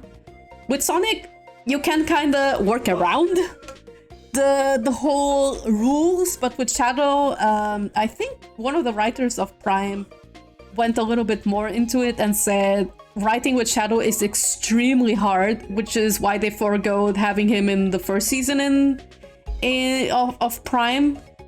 Because of the whole mandates being extremely tight on Shadow in particular. So after 06, I kind of felt like Shadow's characterization was a little bit sad. I didn't really vibe with it as much. Also, Flaming Toke, thank you for the follow. Thank you. Welcome to the Chaos Zone as everyone else, and I hope you enjoy your stay. That said, where was I? I think Shadow's characterization in 06 was one of the best ones we got. And his story is so sad and so bittersweet. I really love what he came to. Like his journey to find his place in the world, figuring out his self-identity, his allies and all of that. That's the best part of exploring Shadow, and I think 06 knew exactly this, and they went full in, full ham. Fantastic. I love it. Plus, I absolutely really love that one kick that he gives to Silver. It's so petty. I love it. Like, just going Chaos Control just to give Silver a roundhouse. He didn't need to do it. He's fast enough as is. And yet, he stopped time, or like slowed down time, just to give Silver a kick to the head. That was so unnecessarily petty. I love it so much. I love that even in those little moments, you see a little bit more of Shadow's character aside of being like the cool guy or like the brooding man. It's just great. And oh yeah, about the story in 06, I really like Silver. Silver is my baby boy. Baby. I love him. Silver is my favorite character. And it's kind of funny when you think about it, because I don't like this modern Sonic games as much gameplay-wise. Not that they're bad, like outright bad. I'm not the type to be like, Sonic games are trash. I'm not that type. It's just that I have difficulty with the controls in 3D platformers in general. Like, I'd be the type to say I'm very bad at Mario 64 and I would probably not play it again. I would play Galaxy and Sunshine, but Mario 64 is a game I never warmed up to. Because I couldn't get along with the 3D platforming. And with Sonic, the problem that I have with modern Sonic games, for me personally, I have this thing, right? I have zero sensitive touch with my fingers and my hands. So I feel like whenever I tilt my controller just a millimeter to the right, I try to tilt it to the slightest, softest flick of a finger, and Sonic flies off to the edge like a sharp left, and I'm like, why? Where are you going? I'm embarrassed to admit that I've lost all 20 lives that my older brother collected in Sonic Generations when I tried to play in Chemical Plant Zone with modern Sonic, when I felt like replaying Generations. So I was like, hey, Mega, that's like his username online. He goes by Mega X online. So I turned to my older brother and I was like, hey Mega, can you please play modern Sonic stages? I can't do this, as you can see. So that's when I say I don't vibe with the modern Sonic games, it's mostly because I can't deal with the 3D controls very well. And that's a me problem. That's a me problem. I won't dunk on Sonic's gameplay because I have a problem personally. So I can't comment on the game design in that sense. But that said, Silver is my favorite. It's my baby. I love him so much, and I want to read the IDW comics so much for him. Like, Evan Stanley makes such a... Like, Evan Stanley's version of Silver is my favorite. I love her fan comic, Goes to the Future. It's, Chef's Kiss. Amazing. And I've seen a few panels of IDW Silver and I'm like, I love him. I want to adopt him. He's my son. The kick, I laughed so hard. Who wouldn't? That was hilarious. I was talking about how Michiru and Frieza are two of the most pettiest characters I know in 90s anime, but Shadow would like fit. He would fit in perfectly with those two. Sailor Neptune and Frieza and Shadow are three of the pettiest people I know.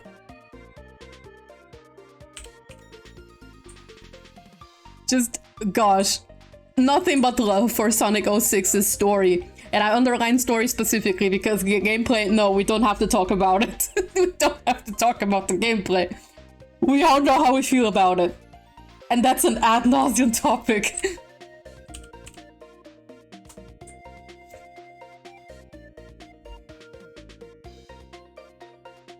Silver is so baby. I love his expressions in the IDW comics. Yeah, same. I really want to read them just for Silver's expression. But I also hear that the writing in IDW comics is very good, so that's another reason.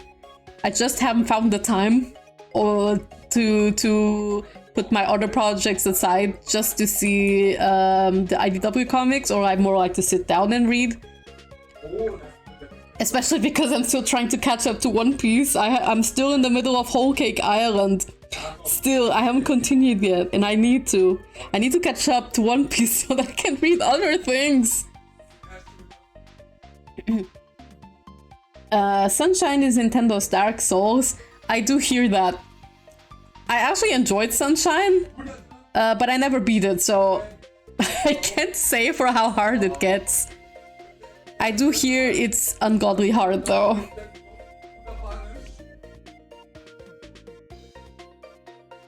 I kind of see Shadow the Hedgehog as a Doom guy. I mean, there were guns on Shadow the Hedgehog and combat focus in Sonic Heroes and Sonic 06. I haven't played Doom, so I can't say anything on that front.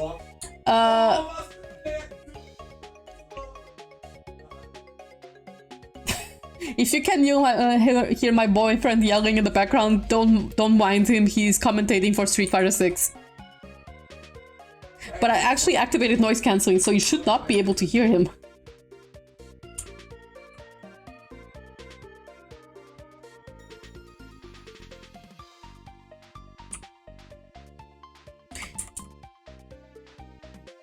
Sounds like you just need some helpful mods for the games.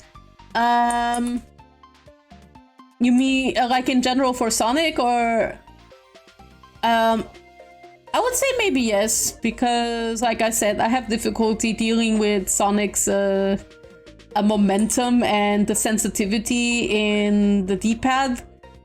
I think I can deal with games like Sonic and the Black Knight, because I think his movement is pretty okay.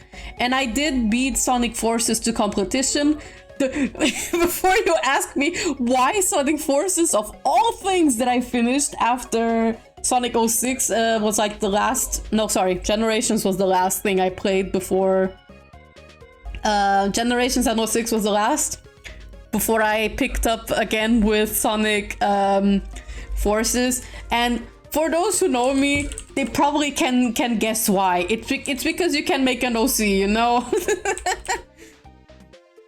That was the reason why I bought the game. It was just because I wanted to make an OC, and the customization options were very limited. They were so limited, but I still had fun with it. And I mean, with the character creation of the game itself, I was like, it's alright. It's just alright. My biggest problem with Forces was that I felt like the point where stages were starting to become fun, like I started to feel like, oh man, the stage now is starting to become fun. Like we're in the momentum, and then the stage ends, and I'm like, why? Why would you do this to me? Like, the stage in which I most vividly remember this was in the waterfall stage. I think Shadow also has his own version of that stage. And I remember I was like, oh my god, the stage is getting so much fun. I'm actually liking this stage. And then it ends. It ends just when I said that. And I thought, why? Why? You had me. Not to say the game was like abysmal, it was just like nothing special for me personally. But I will say I liked Shadow's depiction in that game. I liked how Shadow was portrayed in Forces a little bit in the DLC. I literally cannot handle how Infinite's motivation came because Shadow beat his butt. He beat his butt up, and then he got like I know there's like other reasons due to like a comic exploring Infinite pre-mask wielding, but the game does try to make it like, oh, it's because Shadow beat his ass. And I literally can't handle the scene when Infinite is like, ha, Shadow, remember me, I am the guy that you beat up and I'm here for revenge. And Shadow just squints his eyes and looks at him and he's like, who? He like doesn't even remember him.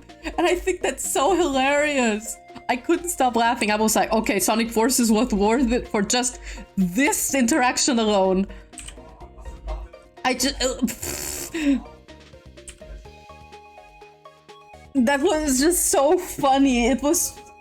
That's the kind of interactions that I want to see more in with Shadow. Like, he doesn't need... Like, to be like, still stick to the mandates, you know, the very strict mandates that Shadow has. I think this is a good way to use his character. I think using him as, like, unintentionally funny guy, or, like, petty person, or at least the straight man, basically. I mean, straight man in the sense of comedy skits, not in the sexuality sense. I also interpret Shadow as more of a little bit in the ace spectrum, not necessarily as ace, but outright, but as either Demi or Gray. That's my personal interpretation for him. But that said, back to the topic. I think that's how you can best use this character with the mandates on, right? You you can make him like the frat guy who just unintentionally makes encounters like this funny by just being himself, by just being stoic and himself. Like this interaction with him and Infinite was just a gold mine.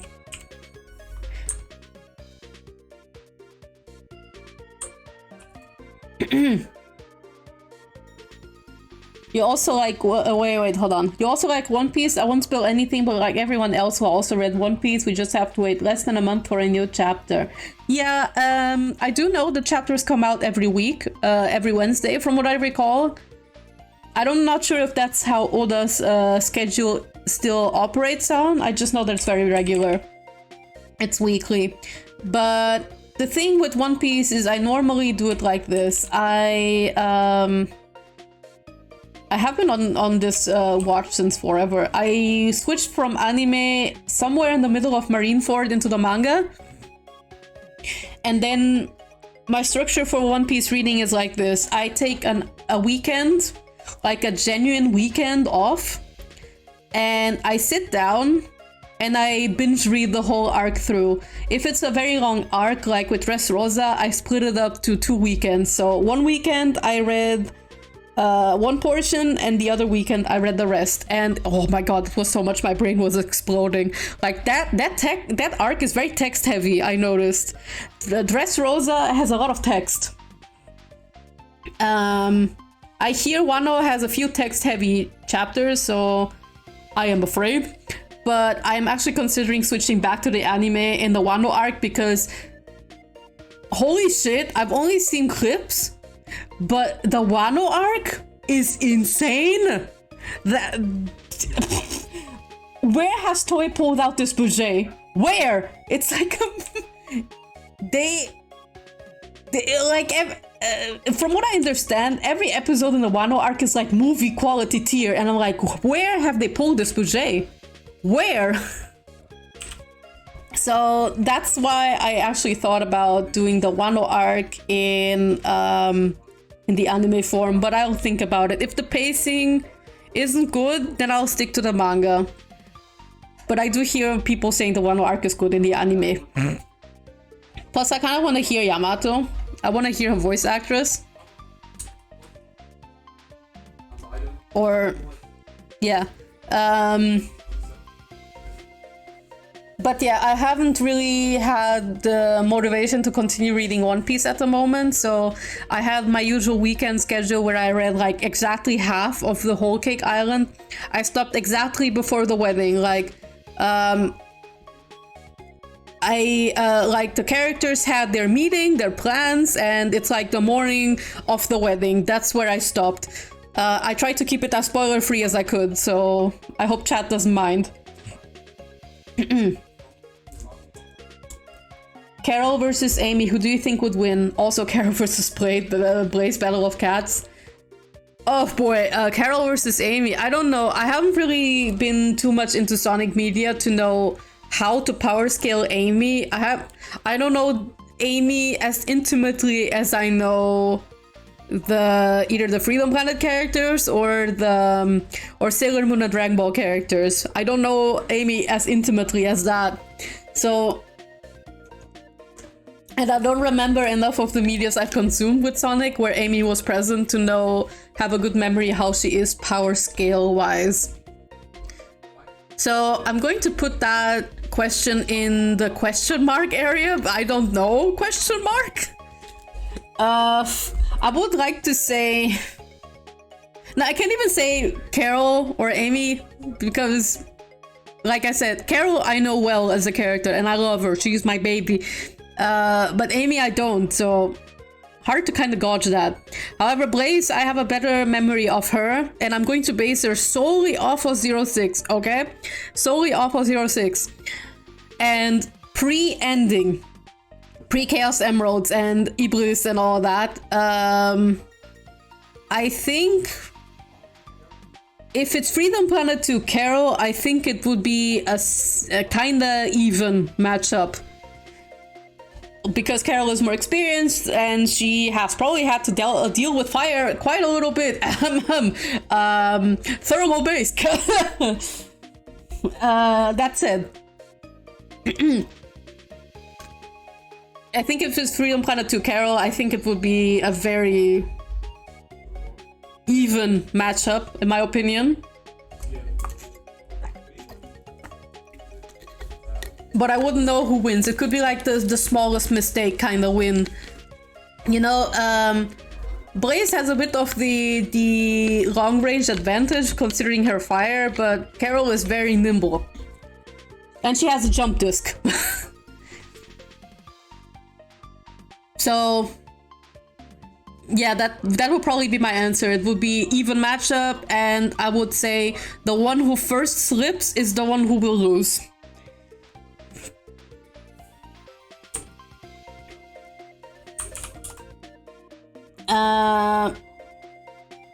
Did you also play Shadow's own game on GameCube? Yes, I did. I did play Shadow the Hedgehog on both PS2 and GameCube. I don't think I owned both directly, but I think I played them on both consoles, definitely. But the one that I particularly owned, I think, was the GameCube. The PS2 one, I think it was on a visit. Or on stores. Oh, Syntax in there! Thank you for the thank you for the sub. Thank you. Very much appreciated. Especially now, where I'm starting to like do freelance work. Sorry, I'm on the way to start my freelance work. Not quite there yet. So very much appreciated for the support. I hope you enjoyed the emojis. And I need to see how to color holographic dresses. Holographic dress. And I need to open a PureRef. PureRef.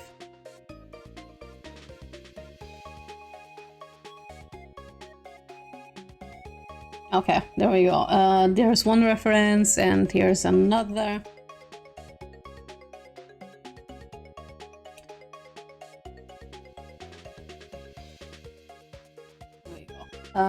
I think I'm going to get like a drawing tutorial just on the side as well. So that I have an idea how artists somewhat stylize holographic material.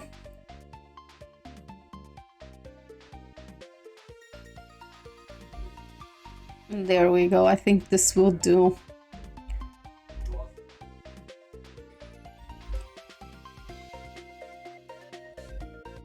Okay, so I've never ever colored the holographic material before. This is like my first time, and I did title the stream as a doodle stream, but it ended up being a bit more elaborate than that. I was going to actually finish this doodle as well. There's two doodles in here. I was going to finish this one and this one as well. This one I also doodled just recently. Just the PSA from me, basically. But I ended up liking this holographic Beato so much that it ended up being just a Beato stream. Beato, my beloved, I love her so much.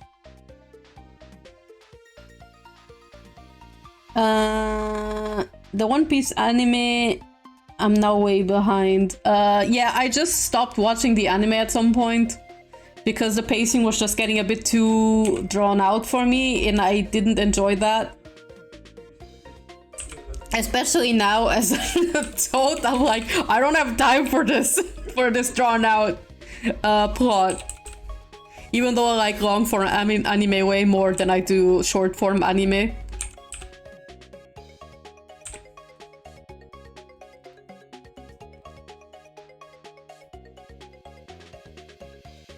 This was character with Match Zero for a while in Sonic Adventure. He was capable in Heroes and 06. Yeah, when I read like Amy in the whole question with the battle, I was automatically taking modern Amy into the consideration because I haven't played Sonic CD. I've only played like one stage and then I was like, nah, this game isn't for me, and I didn't play it. Sorry. Might be a bit of a hot take, but I didn't enjoy the CD enough to play it. I just didn't enjoy the stage designs very much. And again, that's just a me problem. I'm a little bit nitpicky.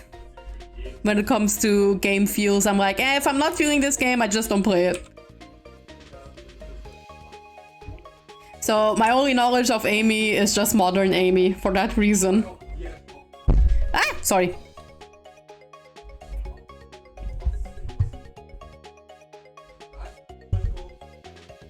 Some of YouTube, which I will not mention, said and believes that Amy isn't a very capable fighter, even weaker than Tails. I don't agree with that take. I strongly disagree with that take. I think she's pretty capable. But, you know, that's just the thing with, like, when you are, like, a female character in a media series like Sonic, you're going to have those people who are, like, who will always hate on the main girl character, unfortunately. Characters like Amy or, like, Sakura in Naruto or other media. And we're like, no, they're not capable at all. And then you're like, no. Unfortunately, that's just how it is. I see a lot of people saying Sally is not capable of anything and she is just annoying and they wish she would not appear again. And I am a Sally enjoyer. She is without question my favorite Sonic girl. Like, don't even at me on this one. And I base my opinion solely on SatAM, which I really love. SatAM is like probably my favorite animated Sonic media. And I love it very dearly. I love Sally with like every fiber of my being. So I strongly disagree with your opinions where like, no, she's not capable and I wish she wouldn't exist. But like I said, that's just the thing when you are in, unfortunately, media like Sonic, where there's a lot of like, no offense, younger, well, cis male boys who are not into like, who will jump at the chance of like, hating on female characters, and it's unfortunate, but it's just how it is. But that's the thing, right? You can always say, no, I disagree, and just go with go along with things. I don't even get like upset at fandom takes anymore. I just say like, no, I don't agree, and I just keep going. Basically what I'm saying is I'm too old for this shit. I'm almost 30, so I'm like, you know, I disagree, so I'm leaving. Bye. But if you came into my household, then maybe I would argue. Like, my boyfriend, for example, he does not like Shaman King. He really does not like it. Whenever I ask him if he liked an anime or if what he thought of a game, he's always like, it's not Shaman King. So, to give you an idea how much he dislikes Shaman King. And he really does not like my favorite characters, like Yo and Lyserge and the X-Ross. He doesn't like them either. He doesn't like the extra plot twist. He doesn't like a lot of things in Shaman King. And I'm like, yeah, sure. I just nod and I'm like, yeah, that's okay. You can think that. I don't care. So when someone comes up to me and would be like, oh, I think Amy is not capable of anything and is weaker than Tails, I'm like, I don't agree. Bye.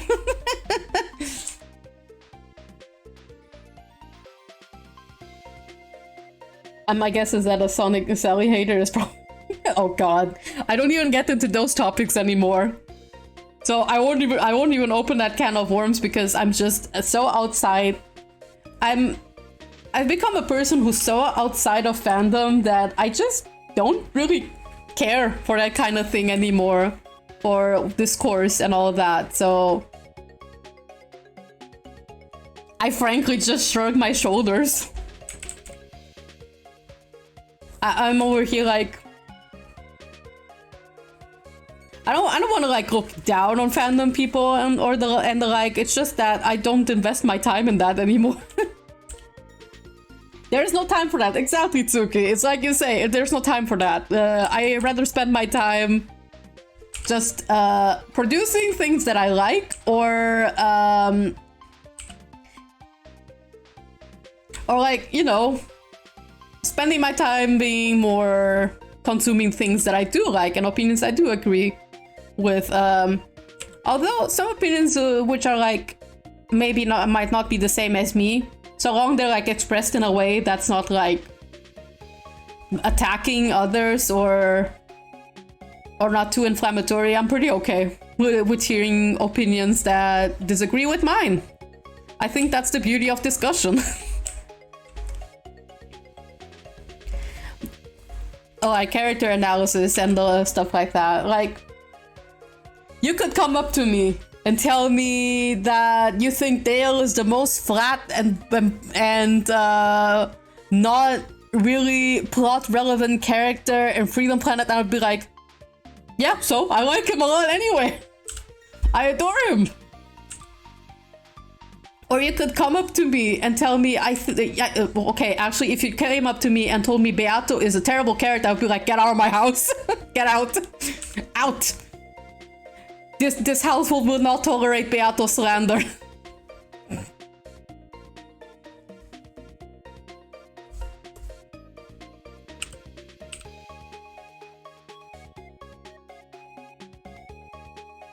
Okay, that was obviously an exaggerated joke. I'm not like that, but I will say, if you come to my streams or my art and you're like, I don't think Beato is a good character, I will throw hands with you.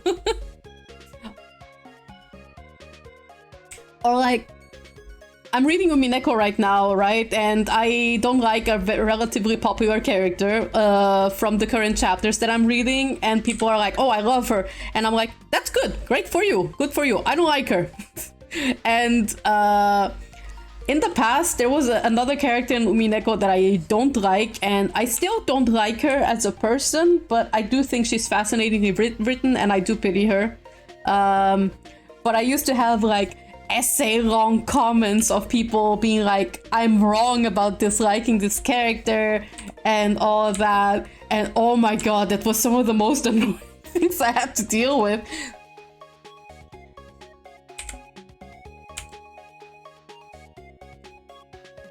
And this is something that I took from Sailor Moon life blogger on Tumblr that I try to abide by now, and that I go to in front of a mirror, or I tell myself like I am arguing or getting mad about an opinion on a 2D character, and that somehow makes me be like, that's kind of dumb. I will do something else.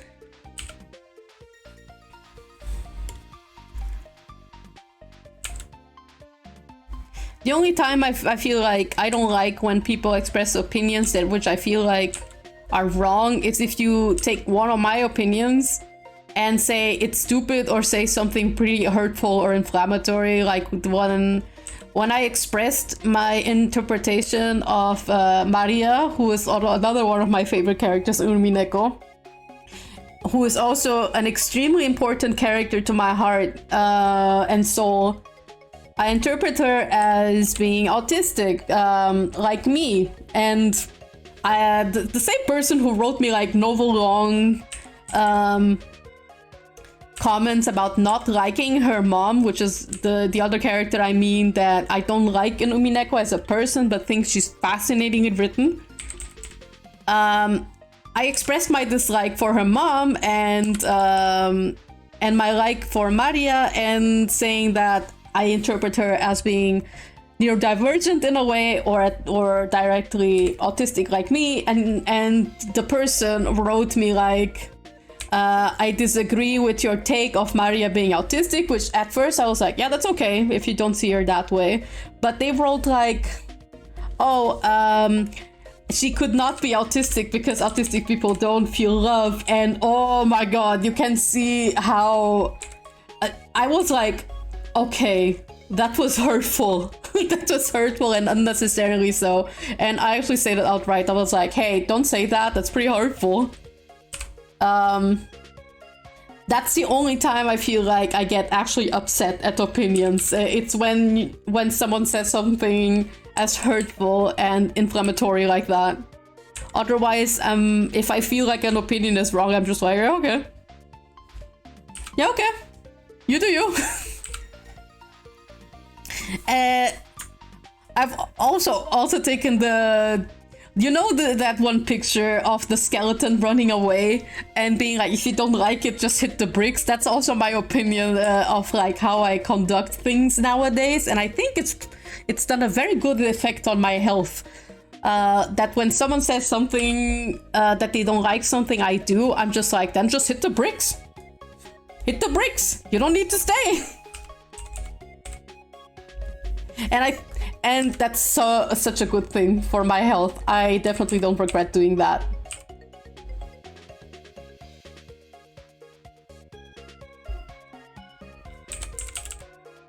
She's doing holographic material is not easy. And I just realized it's starting to approach to the time I should go offline, so I'm going to just do some more stuff here and then I'll start approaching bedtime.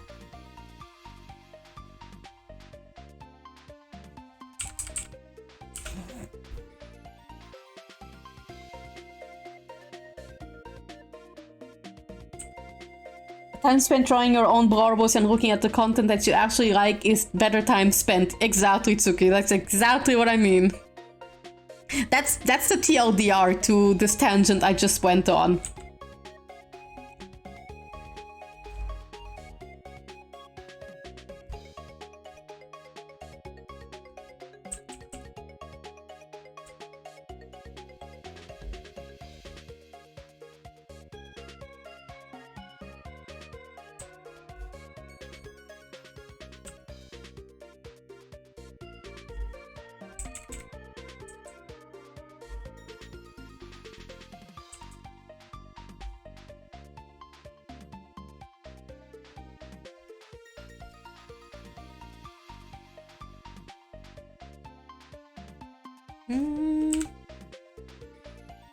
Okay, I think I'm just gonna add one more layer and then I'll start wrapping up for today, and I'll finish this up tomorrow as a warm-up for other stuff that I need to get finished, like commissions and the like.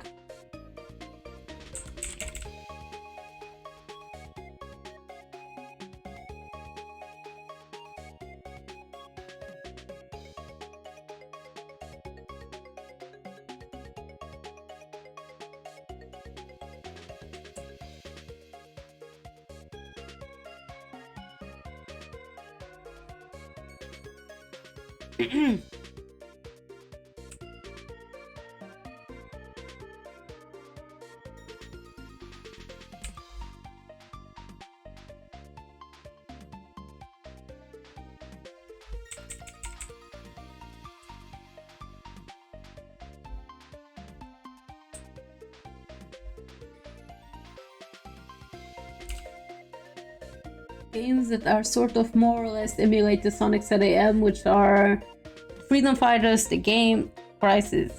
Okay. Okay. I don't know any of those games, so outside of like God of War.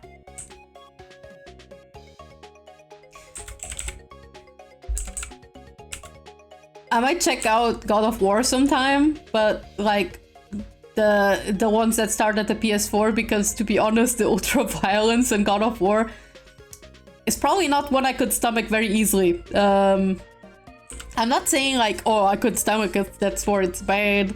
I know the games are extremely good, it's just that I have difficulty dealing with hardcore on-screen violence. I say on screen because it's very important, you know, the difference, because Umineko is pretty bloody and gory, and Higurashi is as well, and I love both of those stories a lot. And I have read pretty gory stuff as well, visual novel wise. But like, I think when it comes to video games, doing ultra violence in that way, I have difficulty. I just don't know. I would love to play Fear and Hunger, for example, but just watching the videos actually gave me nightmares and difficulty sleeping, so I was like, god damn, I can't play this game. And that's why I also don't play horror games. I can't deal with it, unfortunately. Like, RPG Maker horror games I can barely manage. Sometimes. Like, Witch's House was very tough for me to power through. I think at the end I actually watched the Let's Play because I couldn't handle the atmosphere well. But when it comes to gore, I can't deal with it. Like Higurashi, even Higurashi cuts a little bit too close sometimes.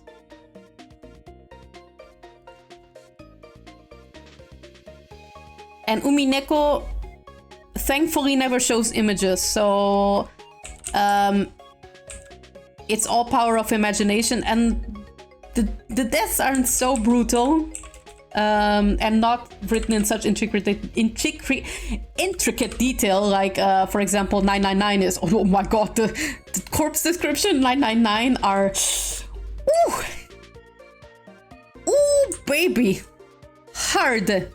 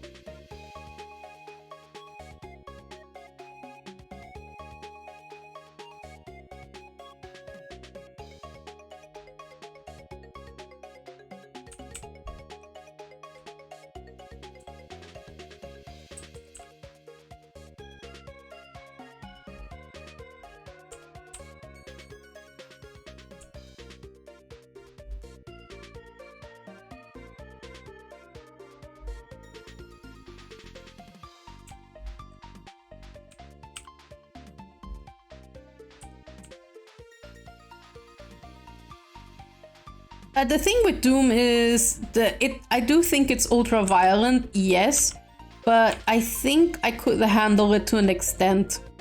Could.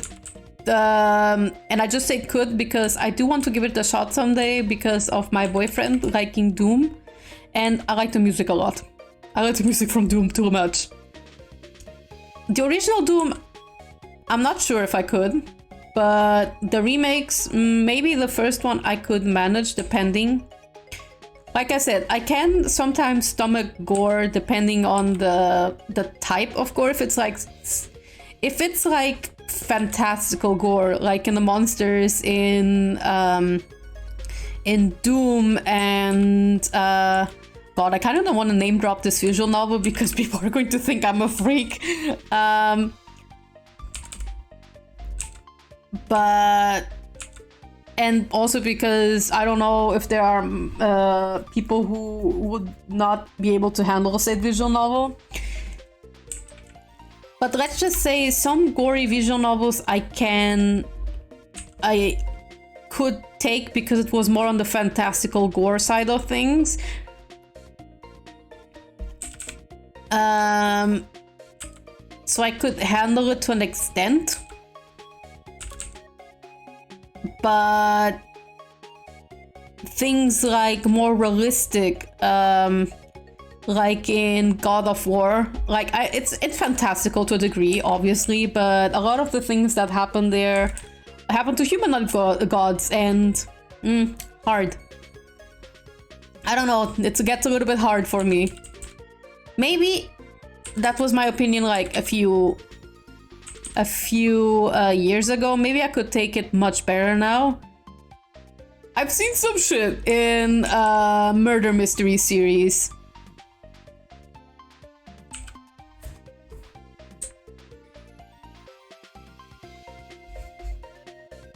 Okay, after this layer, I'm wrapping up for real though.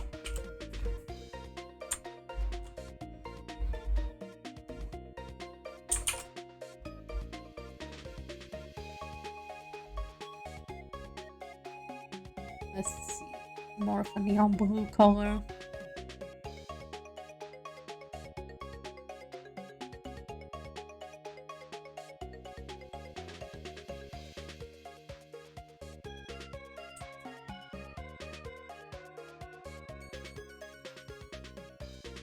Okay. Okay, there we go. I'm going to wrap up for today because even though I didn't get to the other doodles at all, it's time. My boyfriend needs to go to bed soon. He needs to wake up early, and so do I. I also wake up early now.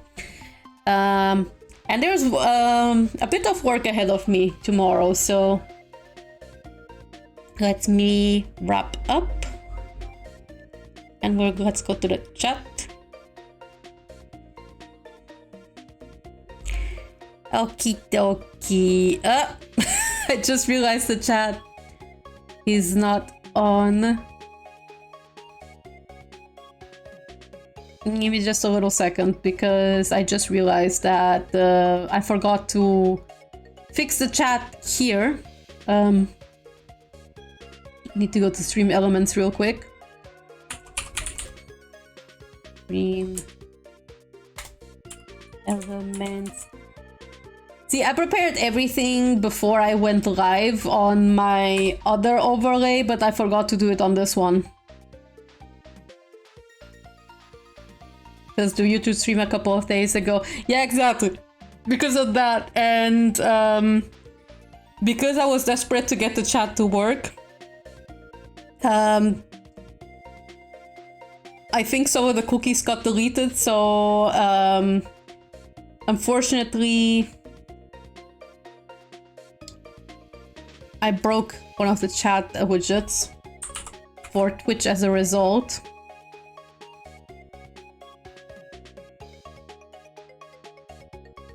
Okay. It shows on Stream Elements to be working, but I'm not sure about OBS itself.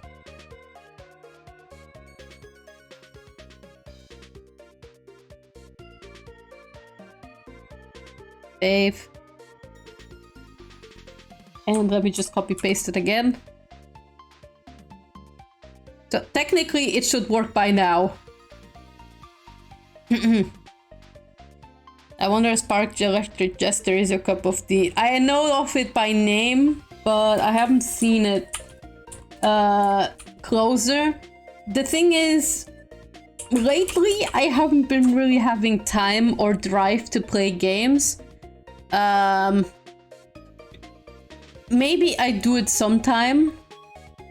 But currently my streaming schedule is pretty packed with Umineko, and I want to get Umineko through this year because I really want to start playing Golden Fantasia, like the fighting game for it. So I'm pretty firm with keeping Umineko in my rotation very regularly. And I have like episode 6, 7, and 8 to finish, which is going to take the rest of the year, I'm sure. And I started my Yakuza 0 replay, which is also pretty tightly in my rotation. So it's probably going to take quite a while until I take any new games for stream, unless I want to take a break from Yakuza or Umineko. But I'm not sure if I'm going to start streaming more like regularly in the general, because the thing is, I'm thinking of changing my streaming hours to earlier in the day, like afternoon for me or morning for me. Because my time zone makes it a bit difficult for the majority of my viewers to see my streams. The majority of my followers are American, so that means people tend to, like, even streamers I follow and am friends with, a lot of them are in the American coast or in the Japan coast, like East Asia coast. So often when I'm asleep is the time when people are most active, which is like in the extreme early mornings. And I wake up when people are wrapping up their streams, right? So I was thinking if maybe I'll stream very early in the morning.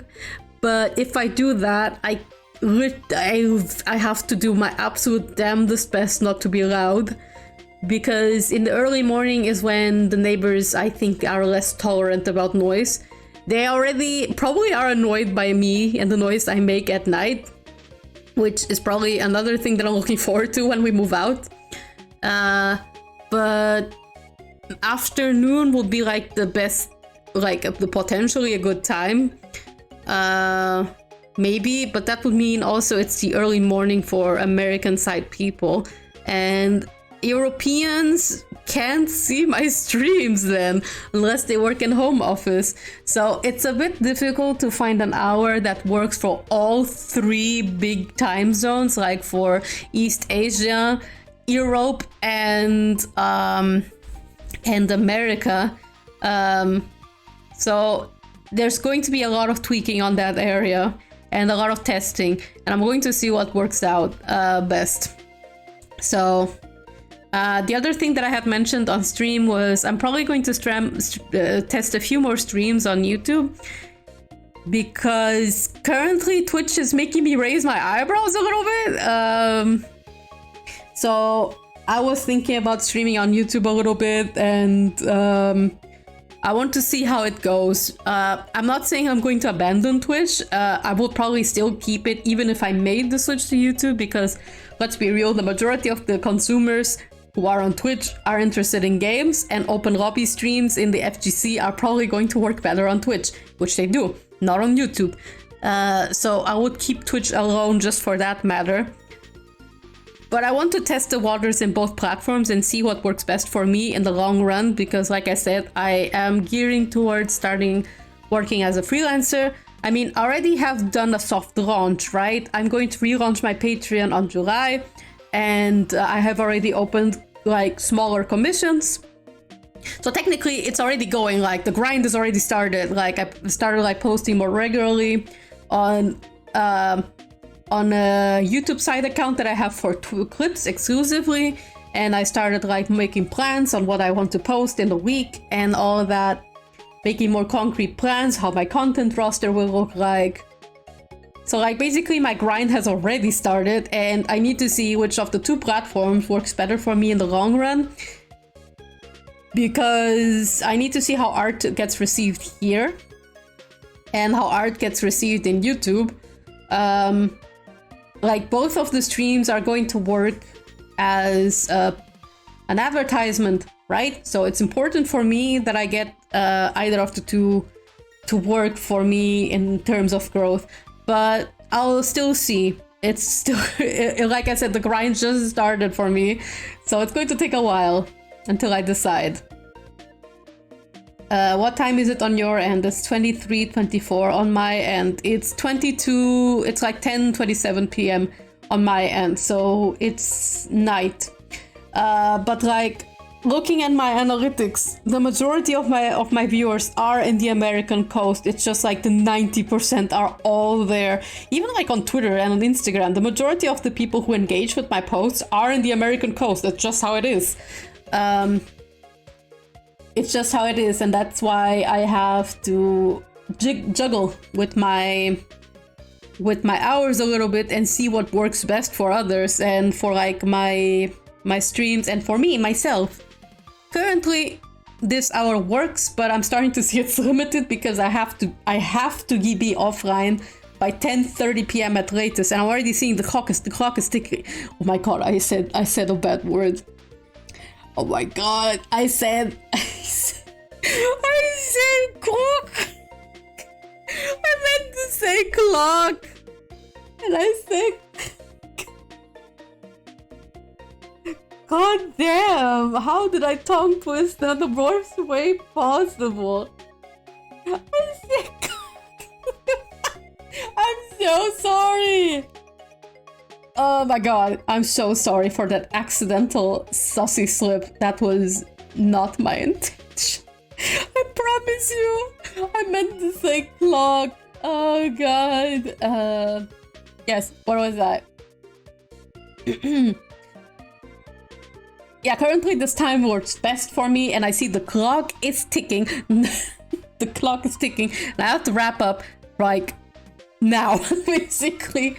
So I am going to wrap up now, and if I start streaming at any time in a different hour. It's probably going to be at Guerrilla Streams outside Tuesday and Thursday. But, well, Guerrilla Streams are, as you understand, Guerrilla Streams, so they would be like at random.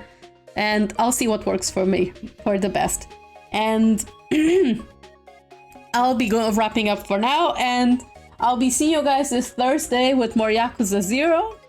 And aside of that, there's not much else for me to talk about other than keep your eyes peeled for my Patreon relaunch. And that's about it. Then I'll be seeing you guys next Thursday, and thank you all for coming. I hope you enjoyed, even though it ended up being more than just a doodle stream. And thank you very much, Spacey, for the raid. Thank you all raiders for having come, and all the new followers and new subscribers as well. Have all of you have a good night or good afternoon, depending on your time zone. Bye bye!